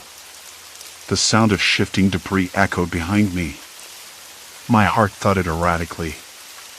The building was settling faster now, like it was collapsing inward, squeezing the life out of this forgotten place. Halfway up the stairs, a sharp crack sounded overhead. Dust rained down, and a chunk of plaster broke loose from the ceiling, shattering at my feet. I stopped, breath caught, ears straining. The hum had grown into a low roar, shaking the walls and rattling my bones. I ran the rest of the way up and stumbled into a narrow corridor. The walls here were covered in peeling tiles, some missing entirely. A faint light leaked from a room at the end. I crept forward, every nerve screaming. The door was cracked open, just a sliver, but inside, I saw it. Rows of monitors flickered with static and grainy black and white images. Faces appeared and vanished. Grainy footage of tunnels, corners, and most chillingly, the control room where I'd started. And there, in one screen, was me. Moving through the station, unaware I was being watched. I pressed my palm to the doorframe, the cold metal biting into my skin. The room was a surveillance hub, active and alive. The was coming from here, the source of the strange energy. Not supernatural at all. Just technology, turned against anyone who stumbled inside. A soft click echoed behind me. I spun, heart hammering, but the corridor was empty. I wasn't alone. I never had been. I had crossed a line. There was no going back now. The station was a trap, and I was its latest captive. Whoever ran this operation had eyes everywhere, and I was on their radar. I swallowed the lump in my throat and whispered to the empty corridor, "Who are you? What do you want?" Silence answered. Then, a distant rumble, the unmistakable sound of concrete shifting, steel groaning. The station was starting to collapse. I had to move. Fast. But the exit was no longer an option. I was trapped inside a web of surveillance, with no way out, and the walls closing in around me. The rumble grew louder, a deep, grinding protest from the bones of the station. I pressed my back against the cool wall, eyes darting between the flickering monitors in the surveillance room. Screens showed grainy black and white footage of the station's tunnels, stairwells, even the entrance I'd come through. I could see myself moving, a pale ghost on the grainy gray screen, an intruder caught in someone else's net. The click behind me wasn't a mistake. Someone was here, or had been moments ago. I couldn't tell if they were watching from somewhere close or far away. Whoever was running this setup had to be monitoring every inch, every breath. The thought sent a shudder through my limbs, but I forced myself to move. I needed answers. And if the building was going to collapse, there wouldn't be much time. I edged toward a battered metal cabinet, its paint peeling like dead skin. Inside, tangled wires, discarded hard drives, and a notebook caught my eye. I grabbed it, the pages yellowed and brittle under my fingertips, but filled with neat, precise handwriting. Names, dates, coordinates, something like logs or records. A code repeated over and over, Project Echo. Project Echo. The words twirled in my mind like smoke. I couldn't make sense of it, but it felt important. Surveillance alone didn't explain the or the energy I'd felt earlier. This was something bigger. A distant groan made me freeze. The floor vibrated beneath my boots. The station was shifting again. Concrete cracked overhead, tiny fractures growing rapidly, like veins on a dying leaf. I stuffed the notebook into my backpack and darted toward the door. Then I stopped. A voice, soft, deliberate, echoed through the room's speakers. "Why are you here?" The words were calm but deliberate, like someone stepping out of the shadows to toy with their prey. I swallowed hard, voice cracking as I answered. I wanted to know what was happening here. What this place is. More silence. Then the voice again, colder now. "You don't belong here." I could feel something watching me, a presence layered in the static of the speakers. My pulse sped up, skin prickling. No one had to say it out loud. I was trespassing in a carefully guarded secret. "Who are you?" I demanded, stepping closer to the console, trying to find a way to turn off the speakers, to shut down this invisible observer. The screens flickered. One showed a dimly lit office with a desk cluttered with papers, another a hallway lined with blinking red lights. The voice softened. "You see what you shouldn't. You hear what you weren't meant to hear." The hum pulsed again, vibrating in my chest. I realized then that the sound that seemed to vibrate in my bones wasn't just from the equipment. It was part of the building itself, a low-frequency vibration designed to disorient anyone inside. Maybe that explained the headaches, the dizziness I'd ignored. I rubbed my temples and forced myself to focus. "What is Project Echo?" There was a pause. Finally, the voice said, "A program. To monitor, to control. To keep certain things hidden." "Hidden from who?" I pressed, heart hammering in my ears. "From the public. From the curious. From people like you." I swallowed, the air suddenly thick with tension. Whoever this was, they weren't just guarding a secret, they were protecting a lie, maybe something dangerous enough to destroy lives if exposed. The ground shuddered again, louder this time, shaking dust from the ceiling in thick curtains. I glanced at the door. The hallway outside was dark, shadows pooling like ink. Escape was no longer a matter of choice but survival. My fingers twitched over the keyboard, eyes scanning for any control to cut the feed, to blind my watchers. Then I spotted a small, blinking icon labeled Override. I hesitated. This could be a trap, a way to alert them I was trying to fight back. But I had no other options. I pressed enter. The screens went black. Silence filled the room, heavy and complete. My breath hitched, heart pounding so loud I thought it might burst through my chest. Then, the speakers crackled, static spilling out before the voice returned, sharper, edged with frustration. You think you can silence us? You don't understand what you're dealing with. Then explain, I said, voice low but steady. Why watch people like this? Why trap them? Another pause. Then, because some truths are dangerous. Because curiosity can kill. I swallowed again, a cold lump settling in my stomach.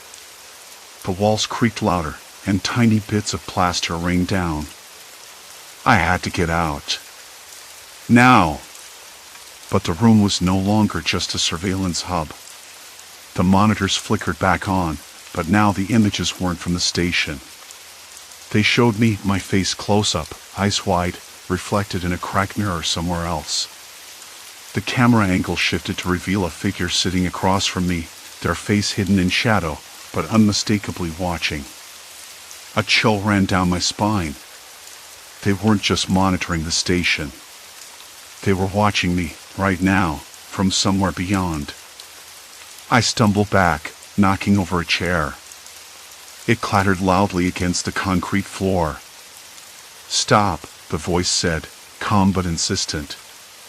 You don't know what you're doing. I shook my head, voice trembling. I'm done hiding. Who are you? The figure on the screen leaned forward, and though the shadows swallowed their face, I caught a glint of something, a silver chain, maybe a badge? Or a key? I couldn't be sure. We are the keepers of this city's forgotten spaces, the voice said.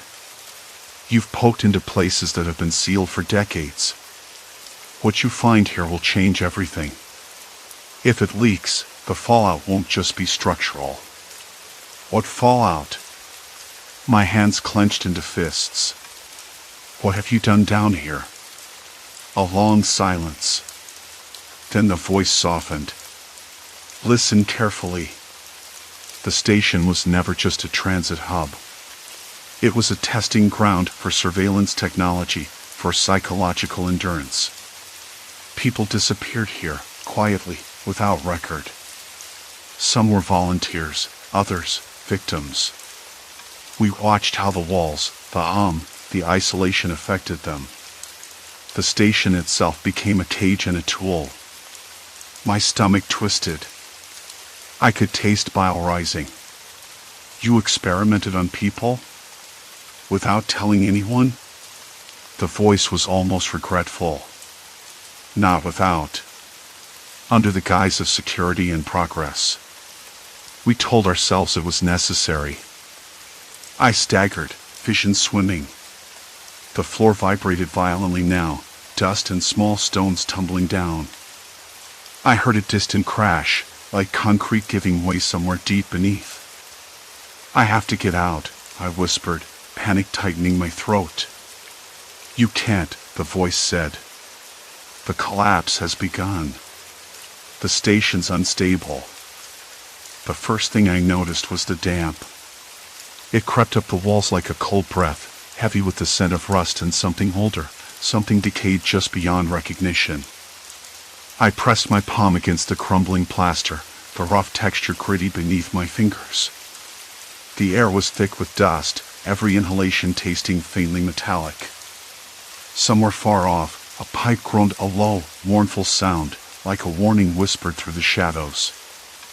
I'd spent hours piecing together the maze of wires and screens hidden behind those cracked walls, the blinking lights revealing a network of eyes watching every inch of this deserted subway station.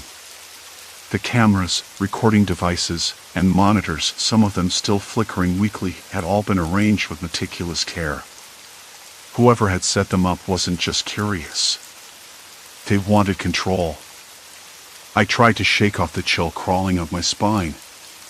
The station wasn't haunted by ghosts, but by people who had been here before me, lurking in the dark, watching. The hum I heard wasn't some otherworldly vibration. It was the electric pulse of surveillance, the quiet buzz of a hidden machine that had been running for who knew how long. Leaning closer to a monitor, I caught a glimpse of a face, briefly illuminated by the blue light before the screen flickered out. The expression was unreadable, eyes sharp but cautious.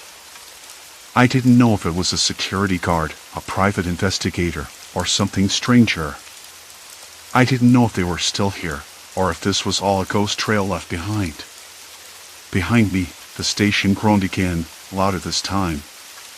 The building was shifting, settling, or maybe giving way. I swallowed hard, tasting the bitterness of fear mixed with adrenaline. It was time to leave. But I couldn't go without answers.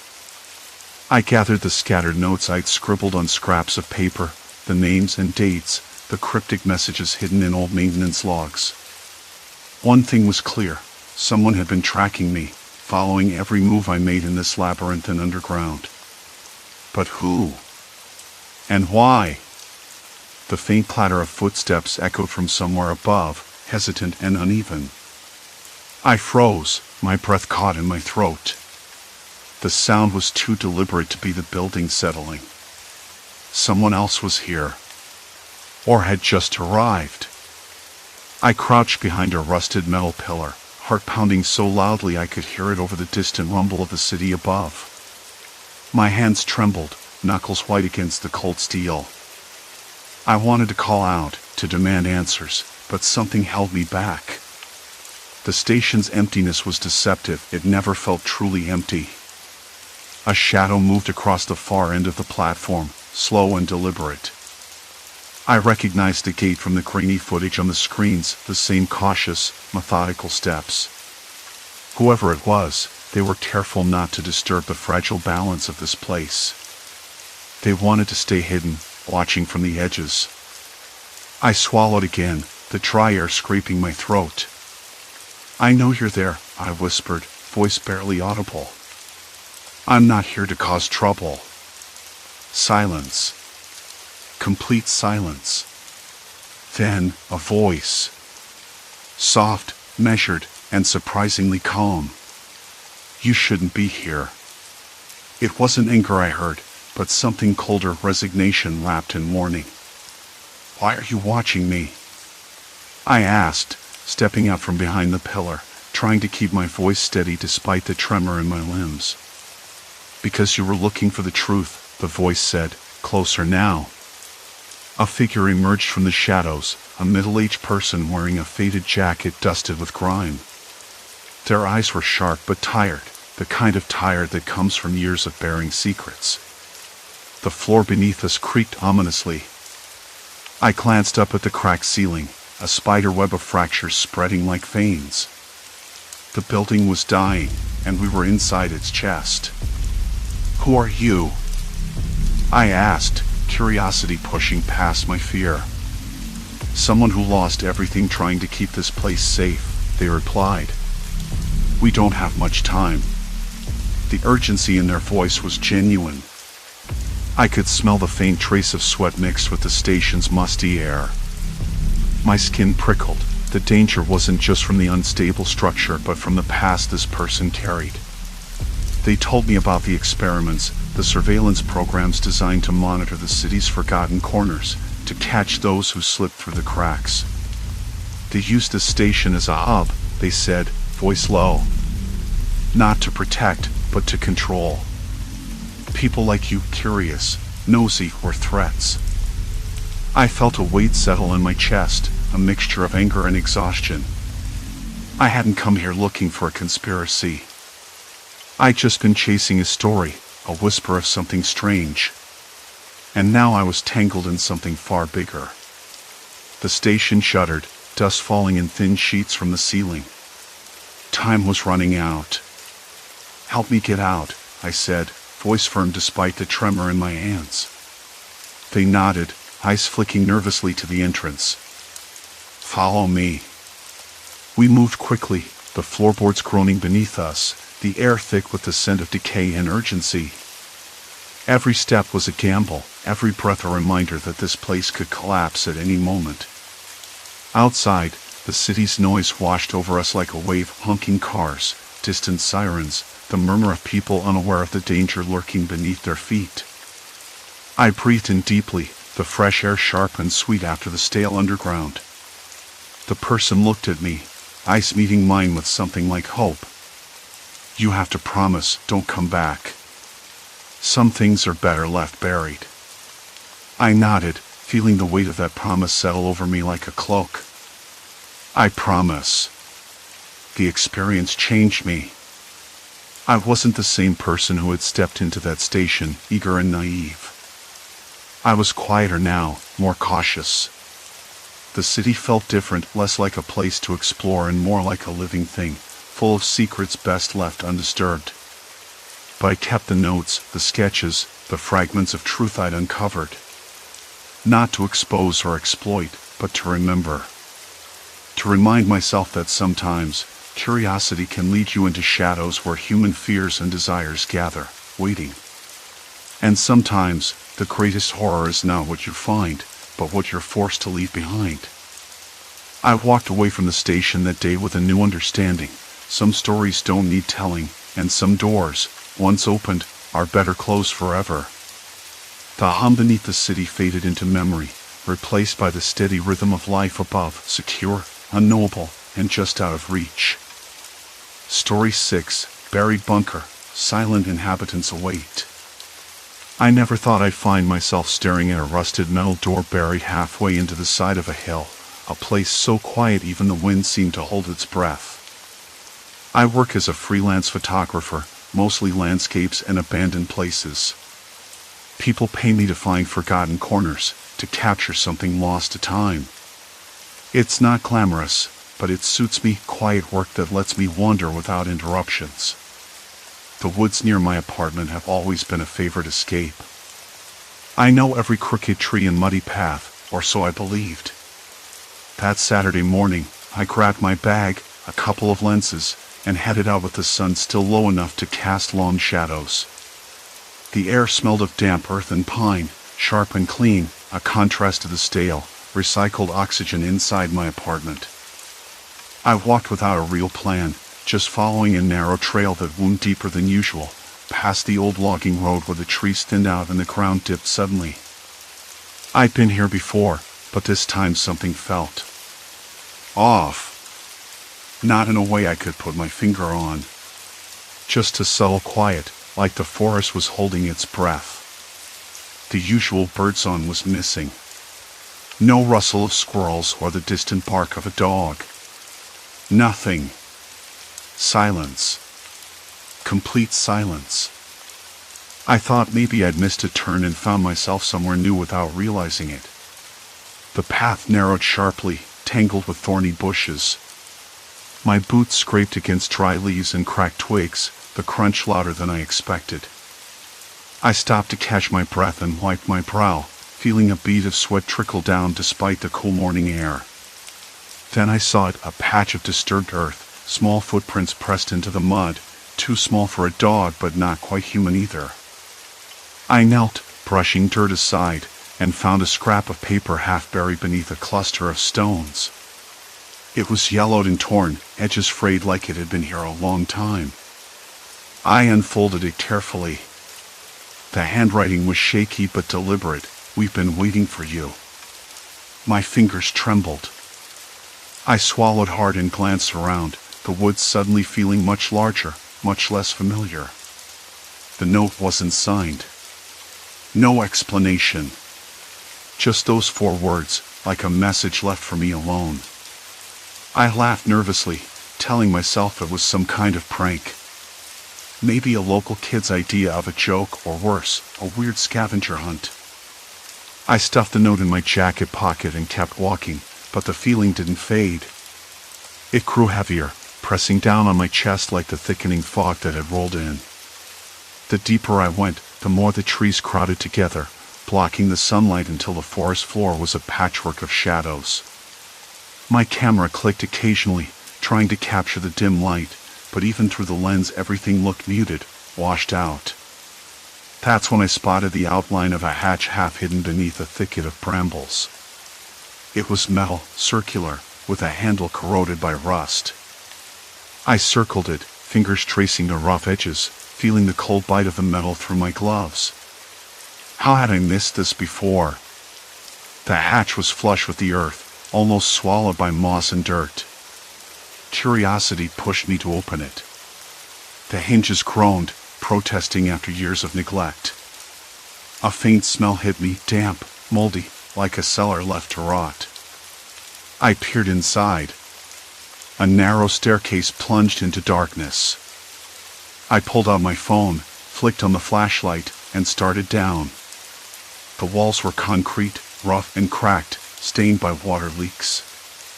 The air grew colder, thicker. My breath came out in small clouds, each step echoing softly in the confined space. At the bottom, I found a small room lit by a flickering bulb suspended from the ceiling. The light buzzed and dimmed, casting long, jittery shadows across the peeling walls. The floor was covered in dust and scattered debris, old papers, broken glass, a rusted metal chair tipped over. In the corner, something caught my eye. A piece of paper pinned to the wall with a faded thumbtack. I approached slowly, heart thudding. The note was typed, words clipped and cold. "We've been waiting for you." Same message as outside. My fingers brushed the paper, and the bulb flickered violently, plunging the room into near darkness before sputtering back to life. The stale air tasted metallic, like iron in decay. I leaned against the wall, trying to steady my breathing. A sudden noise made me jump, a soft shuffle from somewhere deeper in the bunker. My skin prickled. Footsteps? Or just the building settling? The silence pressed back, heavier than before. I wanted to turn around, run, but something rooted me to the spot. Was I really alone here? Or had someone been watching me all along? The thought left a bitter taste in my mouth. I could feel it. Eyes on me. Not out there in the woods, but here, beneath the earth. Watching. Waiting. I swallowed hard. "Hello?" I called, voice cracking. "Is anyone there?" No answer. Just a flicker of the dying bulb and the steady drip of water somewhere beyond my sight. The note in my pocket burned against my skin, a reminder that this place was not forgotten, and neither was I. A sudden shuffle echoed from the shadows, sharp and deliberate. I froze, heart pounding, straining to see through the darkness. The shuffle came again. I swallowed hard, the taste of iron thick on my tongue. The note in my pocket felt like it was burning through my shirt. "We've been waiting for you." Waiting. For me. Not for some random explorer or trespasser. For me. A draft blew past, cold and stale, carrying the faint smell of damp earth and something else. Something metallic. Like old tools left to rust. Or blood? My mind jumped to the worst, but I pushed it aside. There was no way to know yet. I took a cautious step forward, the soles of my boots scraping against loose gravel. The faint hum of the flickering bulb overhead pulsed unevenly, a stuttering heartbeat in the silence. My breath echoed, sharp and shallow. I didn't want to reach out, but I had to. There was no turning back. The corridor ahead stretched into darkness, narrow and uninviting. I scanned the walls, scratches, marks, maybe letters or symbols, but the light wasn't steady enough to be sure. I crouched down, brushing my fingers over the rough plaster. It was cold, gritty, and crumbling in spots. The feeling of decay pressed against my skin, settling deep into my bones. I glanced back at the stairwell, now swallowed by shadows. The air had thickened, heavy with the scent of mildew and something I couldn't place. A faint ringing buzzed in my ears. Maybe it was the power grid struggling, or just my imagination running wild, but it was enough to make my skin crawl. I pulled the note out again, the thin paper trembling in my fingers. The handwriting was neat, deliberate, not hurried. Someone had planned this. Someone who knew me. That was the thing that unsettled me most. I didn't recognize the words, but the message was clear. I wasn't here by accident. I moved forward, each step careful but deliberate. Then I heard it, soft tapping, rhythmic, coming from a side door halfway down the hallway. The sound was subtle, almost like a heartbeat, but it wasn't my own. I stopped, holding my breath. The tapping stopped. The silence returned like a thick blanket. I called out again, voice firmer now. "Who's there?" "I'm not going to hurt you." No answer. Just the steady drip of water somewhere deeper in the bunker, slow and relentless. I felt the weight of unseen eyes, watching from shadows beyond the range of my flashlight. My hands trembled as I reached for the door handle. Cold metal. Smooth, worn. I hesitated, then twisted it. The door creaked open on rusted hinges, revealing a narrow room lined with shelves. Boxes. Files. Old equipment covered in dust and cobwebs. I flicked the flashlight around, the beam catching on a scattering of papers pinned to a corkboard. Maps. Photographs. Notes scribbled in the margins, names crossed out, dates marked in red ink. I crouched, knees pressing into the cold floor. One photograph caught my eye, a grainy black and white image of a group of people standing in front of what looked like this very bunker. Their faces were blurred, but I could make out a man in the center, arms folded, staring straight at the camera. It felt like he was staring right at me now. A chill ran down my spine. I rifled through the scattered papers, breathing shallow. There were reports, logs, and what looked like journal entries. The handwriting was different from the note, more frantic, less composed. They watch from above and below. No one leaves once they're in. The cameras don't lie. We have eyes everywhere. The subject approached the site at dawn. Expected, yet unexpected. He doesn't know what's waiting. My finger stopped on a page that listed names, dozens of them. Dates of disappearance next to each. Some recent. Too recent. I swallowed hard. This wasn't just a bunker. It was a trap. A tomb. The light flickered and the temperature dropped. I rubbed my arms, trying to shake the sudden cold. I could hear something faint, a soft rustling, maybe footsteps, somewhere beyond the walls. I wasn't alone. I backed out of the room slowly, eyes scanning the hallway. Then I heard it again, a whisper this time. So faint I almost thought I imagined it. "You came." My heart slammed against my ribs. I spun around, flashlight darting through the dark, but nothing moved. I tried to steady my voice. "Who's there? Show yourself." No reply. The bulb overhead sputtered, casting long, jerky shadows. The stale air thickened, pressing in on me like a vice. In the distance, a faint mechanical click echoed. A door somewhere else in the bunker closing. I felt the walls close in. I had to get out. But I wasn't sure which way led back to the surface anymore. The stairwell I'd come down felt farther away, like the bunker itself was shifting beneath my feet. I took a deep breath, tasting the dry, metallic air. There was one thing I knew for sure. Whatever had been waiting for me had planned this long before I arrived. And now that I was here, there was no turning back. The flashlight flickered again and died. Silence. Complete silence. Then, a faint humming, almost like a voice, but too distorted to understand. I fumbled for the spare batteries in my pack, fingers shaking. My skin prickled with the sense of unseen eyes, watching. Waiting. I couldn't tell if I was about to be rescued or swallowed alive. But I wasn't going to find out standing still. I had to keep moving. Into the dark. The spare batteries slipped through my fingers, clinking softly against the concrete floor. A door slammed somewhere behind me. The sound reverberated through the bunker like a gunshot, though no object had been fired.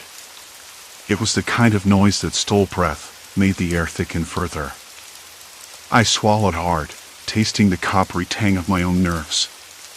The stale air filled my lungs, thick with dust and something else, something faintly chemical, like burnt wiring or old paint peeling. I forced the battery into the flashlight. Click. Flicker. A weak, unreliable beam sputtered to life. The light shook in my hand, casting long, jittery shadows against the rough plaster walls.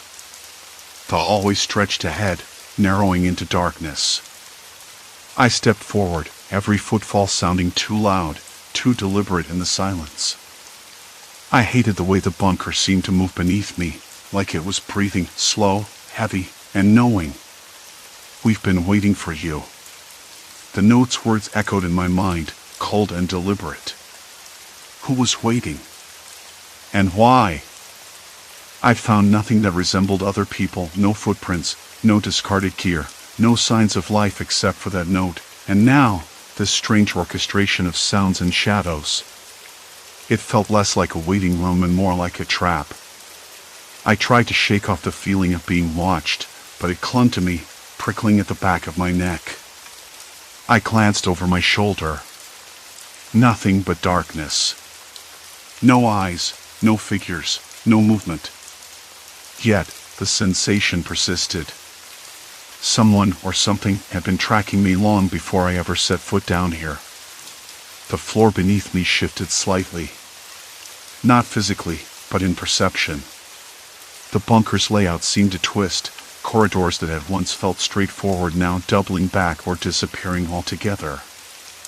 I stopped, pressing my back against the wall, fingertips tracing the cold, rough surface.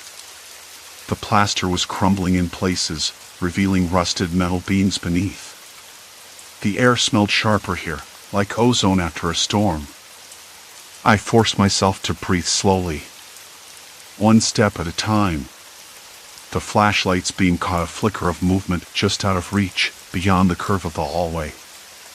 I blinked. Nothing. My pulse hammered in my ears. I told myself I was imagining it, but the hairs on my arms stood on end. I had to find another way out. The stairwell I came down felt unreachable now, like the bunker had swallowed it whole. I moved forward, every step cautious, scanning the walls for any sign of a door or exit. Then, a faint glimmer ahead, another light, steady this time, not flickering. A glow from beneath the door. I hesitated, hand on the cold handle. The air shifted again, colder now, a subtle draft carrying the faintest scent of mildew and rust. I pushed the door open slowly, the hinges groaning in protest. Inside was a small room, stark and utilitarian. The walls lined with filing cabinets, their surfaces scratched and dented. A desk sat in the center, papers scattered across it. I moved inside, the floor creaking beneath my boots. The glow came from a single bare bulb hanging overhead, flickering rhythmically, casting long shadows. I rifled through the papers. Maps, diagrams, logs, handwritten notes in cramped, hurried script. Most of it was gibberish to me, technical jargon I couldn't decipher. But one document caught my eye, a list of names, dates, and locations, some crossed out, others circled with red ink. My name was on it, underlined twice. My skin prickled. Whoever had been waiting for me had tracked me for months, maybe years. They'd known where I'd be when I'd arrive. This wasn't a random discovery. It was planned. A faint noise behind me. A soft shuffle, almost imperceptible. I spun around, flashlight beam slicing through the dark corners of the room. Nothing. No one. But I could feel that presence again, closer this time. Watching. Waiting. I shoved the papers into my pack, heart pounding so hard I was sure it would burst through my ribs. I had to keep moving, but the light flickered again, then died. Darkness swallowed me. I fumbled for the spare flashlight, but it was gone. I must have dropped it. Panic hit quick and sharp, but I forced it down. No room for fear, not here. I ran my fingers along the walls, searching for the next door, the next step toward escape. Then, cold metal grazed my fingertips. A ladder. Leading down. Deeper. The thought made my stomach twist. How much further did this place go? How many layers? And what was waiting even deeper than I had already found? I hesitated, breath shallow. There was no turning back now. The bunker had swallowed my only exit, and the truth was clear. I was trapped, with whoever or whatever had been waiting for me, lurking just beyond the edge of my sight. The sound came again. Not footsteps, but something else. A soft, deliberate tapping, like fingers drumming on metal. Closer. Closer. I swallowed hard and started down the ladder, the cold steel biting into my palms. The stale air grew thicker, the scent of rust and decay overwhelming. Each run felt heavier under my weight, as if the bunker itself was resisting my descent.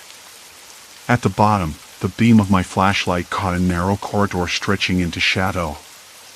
No signs of life, no sign of escape. Just silence, thick and suffocating. I stepped forward. The tapping stopped. Silence. Complete silence. Then a voice, low and calm, just beyond the edge of the light. "We've been waiting for you." The words weren't on paper this time. They were spoken. Cold. Certain. I froze. The point of no return had come. There was no turning back. The voice wasn't a trick of my imagination. I didn't speak. I couldn't. My mouth felt dry, like I'd swallowed sand. My fingers clenched the flashlight tighter. The tapping, soft, measured, resumed, but now it wasn't random. It felt like a deliberate rhythm, a code I couldn't crack. Closer. Always closer. The corridor stretched ahead, too dark to see where it ended, but I could smell, sharp and acrid, a faint chemical odor, like burnt plastic mixed with something metallic and old. It was the kind of smell that made your throat itch the longer you breathed it in. I swallowed hard, forcing myself to move forward, each step echoing unnaturally, like the bunker was amplifying my presence. Silence fell again, thick and suffocating. I stopped. Squinted through the beam. No one visible. Nothing that looked alive. But something was here. I could feel it, like a weight pressing down on my chest. I shook my head, trying to clear the fog creeping over my thoughts. "Who's there?" My voice cracked, barely more than a whisper. "Show yourself." No answer. Only the metallic tapping, now from somewhere to my left. I turned sharply, the beam catching a narrow doorway. The door was ajar, hanging crooked on its hinges, revealing a room swallowed in shadow. My pulse hammered in my ears. I debated turning back, but the ladder behind me was gone, sealed or collapsed. I couldn't tell. I was in. There was no out. I stepped inside. The room was small, claustrophobic. Concrete walls pocked with stains and streaks of rust. Flickering overhead lights sputtered weakly, casting a sickly yellow glow. An old wooden table stood in the center, cluttered with scraps of paper, a rusted-out radio, and a broken wristwatch stopped at 3:17. The air was thick with dust and something else, something faintly sweet and rotten. On the wall, a crudely scrawled message caught my eye. "They watch. They know." The letters were uneven, shaky, as if written by someone whose hand was trembling. A noise behind me made me spin. The corridor was empty, but the tapping resumed, soft, deliberate. Then a whisper, just out of reach of the flashlight's edge, "You can't leave." I swallowed hard, resisting the urge to panic. My mind churned through the possibilities. If this was some kind of trap, who was setting it? How long had they been watching? The note I found earlier, the one that said, "We've been waiting for you," was no longer just eerie words on paper. It was a promise. A warning. I forced myself to breathe slowly, to think. The radio crackled, static filling the room with a low hum. I reached out, fingers brushing the cold, broken dial. It sparked weakly, then settled into a faint hiss. Then a voice, garbled, distorted, but unmistakably human. "Do you understand why you're here?" the voice rasped. I blinked, heart hammering. Who? Not who. Why? A chill rolled down my spine. The voice was close, yet nowhere. A trap of sound designed to unnerve. I clenched my fists, trying to ignore the creeping dread. Why am I here? I repeated, forcing the words out. Silence.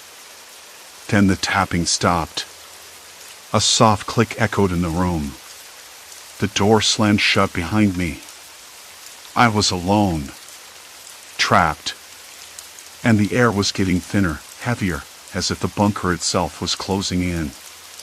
Panic prickled at the edges of my mind, but I wouldn't let it break me. I scanned the table again. Among the papers, one caught my eye, an old photograph, yellowed and torn. It showed a group of people, faces blurred but unmistakably watching, waiting. The same faces I'd glimpsed in the shadows during my descent, or so my mind insisted. I shivered, running my fingers over the brittle edges. Written on the back, in faded ink, "We're always watching."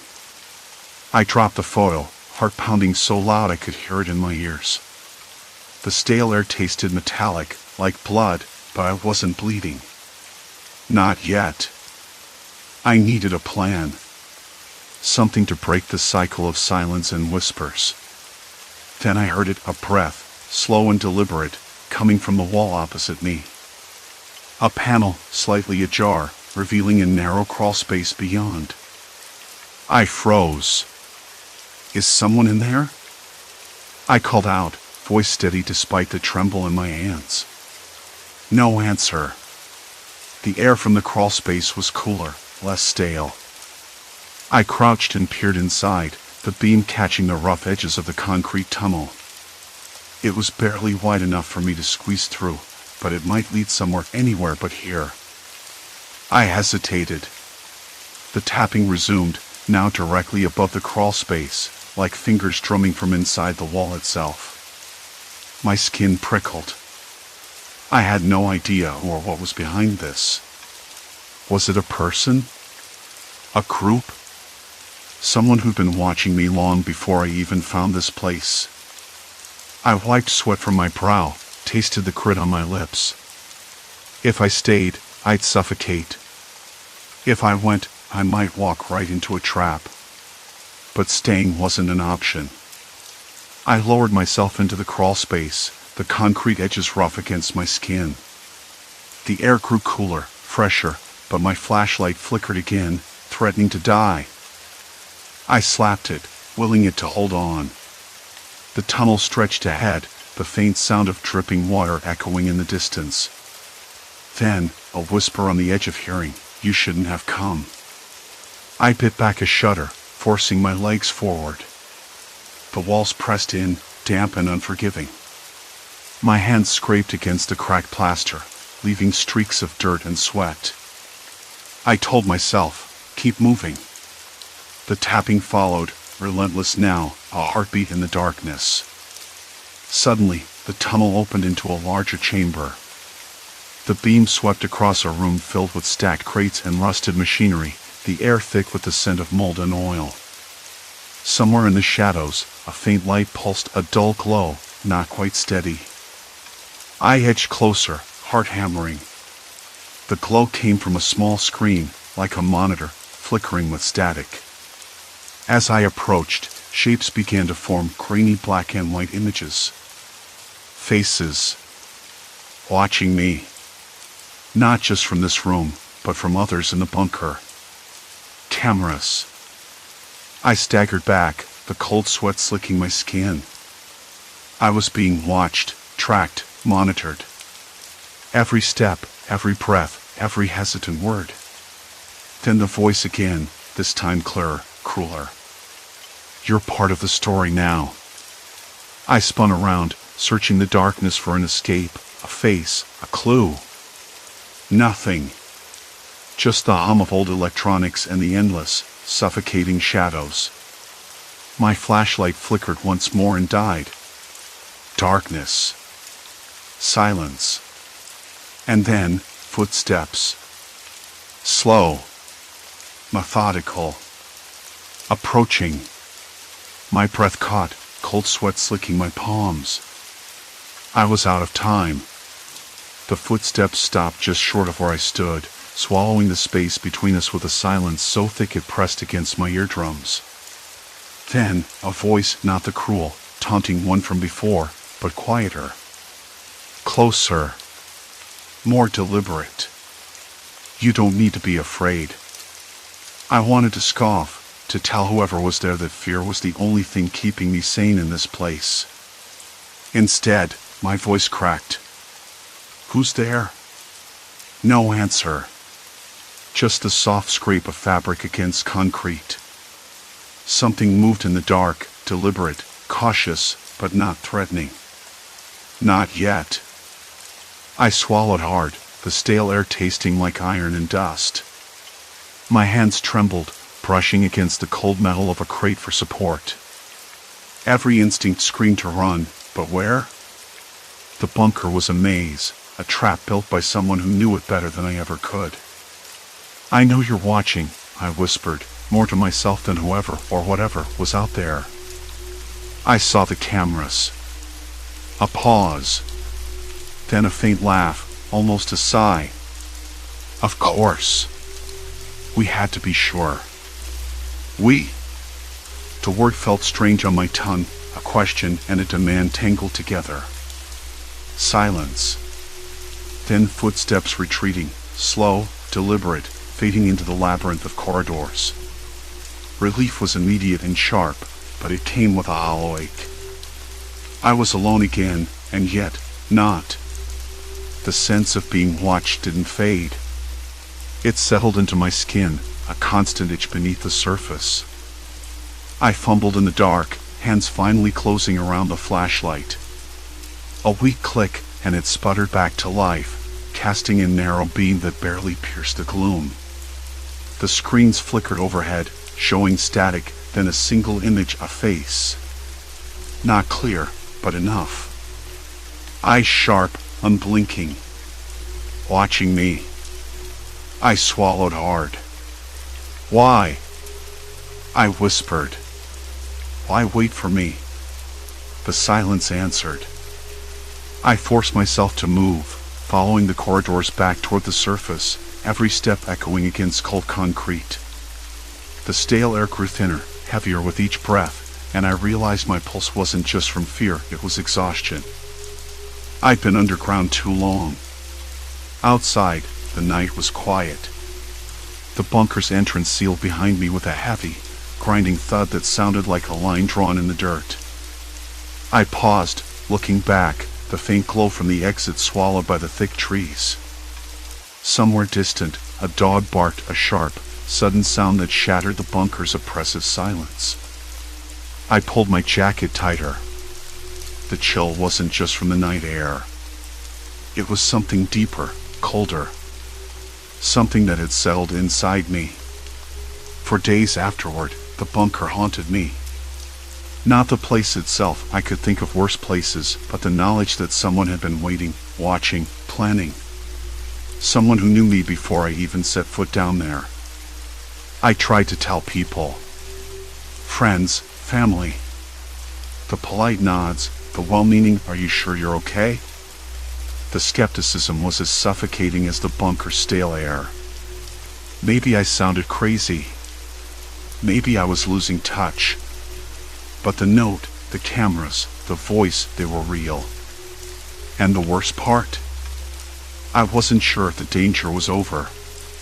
Every shadow in my apartment seemed to flicker with movement. My phone buzzed with unknown numbers, calls that went silent when I answered.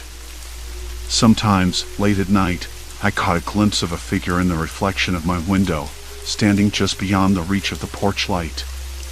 Gone when I blinked. I couldn't sleep. Not properly.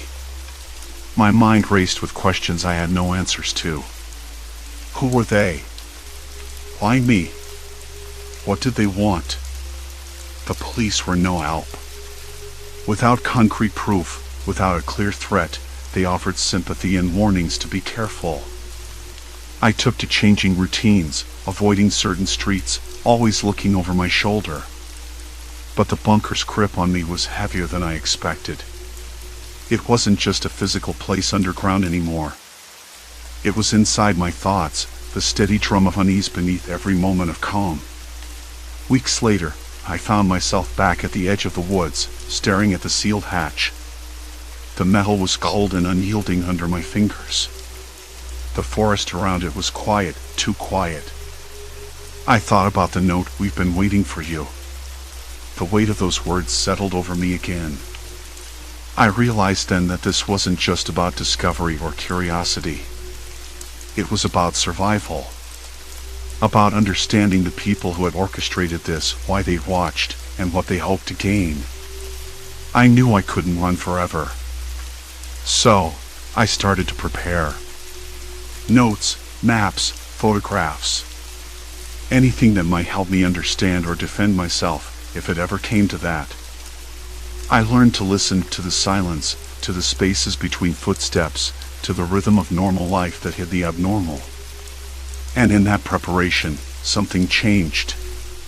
The fear didn't go away, not entirely. But it grew quieter, replaced by a brittle determination.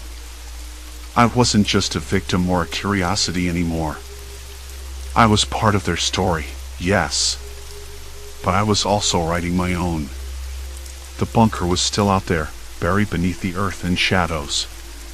The watchers, whoever they were, had not disappeared. But I had found something more important to control, or at least the will to find it. I don't know if I'll ever understand completely what happened down there, or what they want. Maybe I never will. But I do know this: the moment you realize you're being watched, your whole world shifts. The question isn't if you're safe, but what you're willing to do to stay that way. And now, I'm ready to answer it.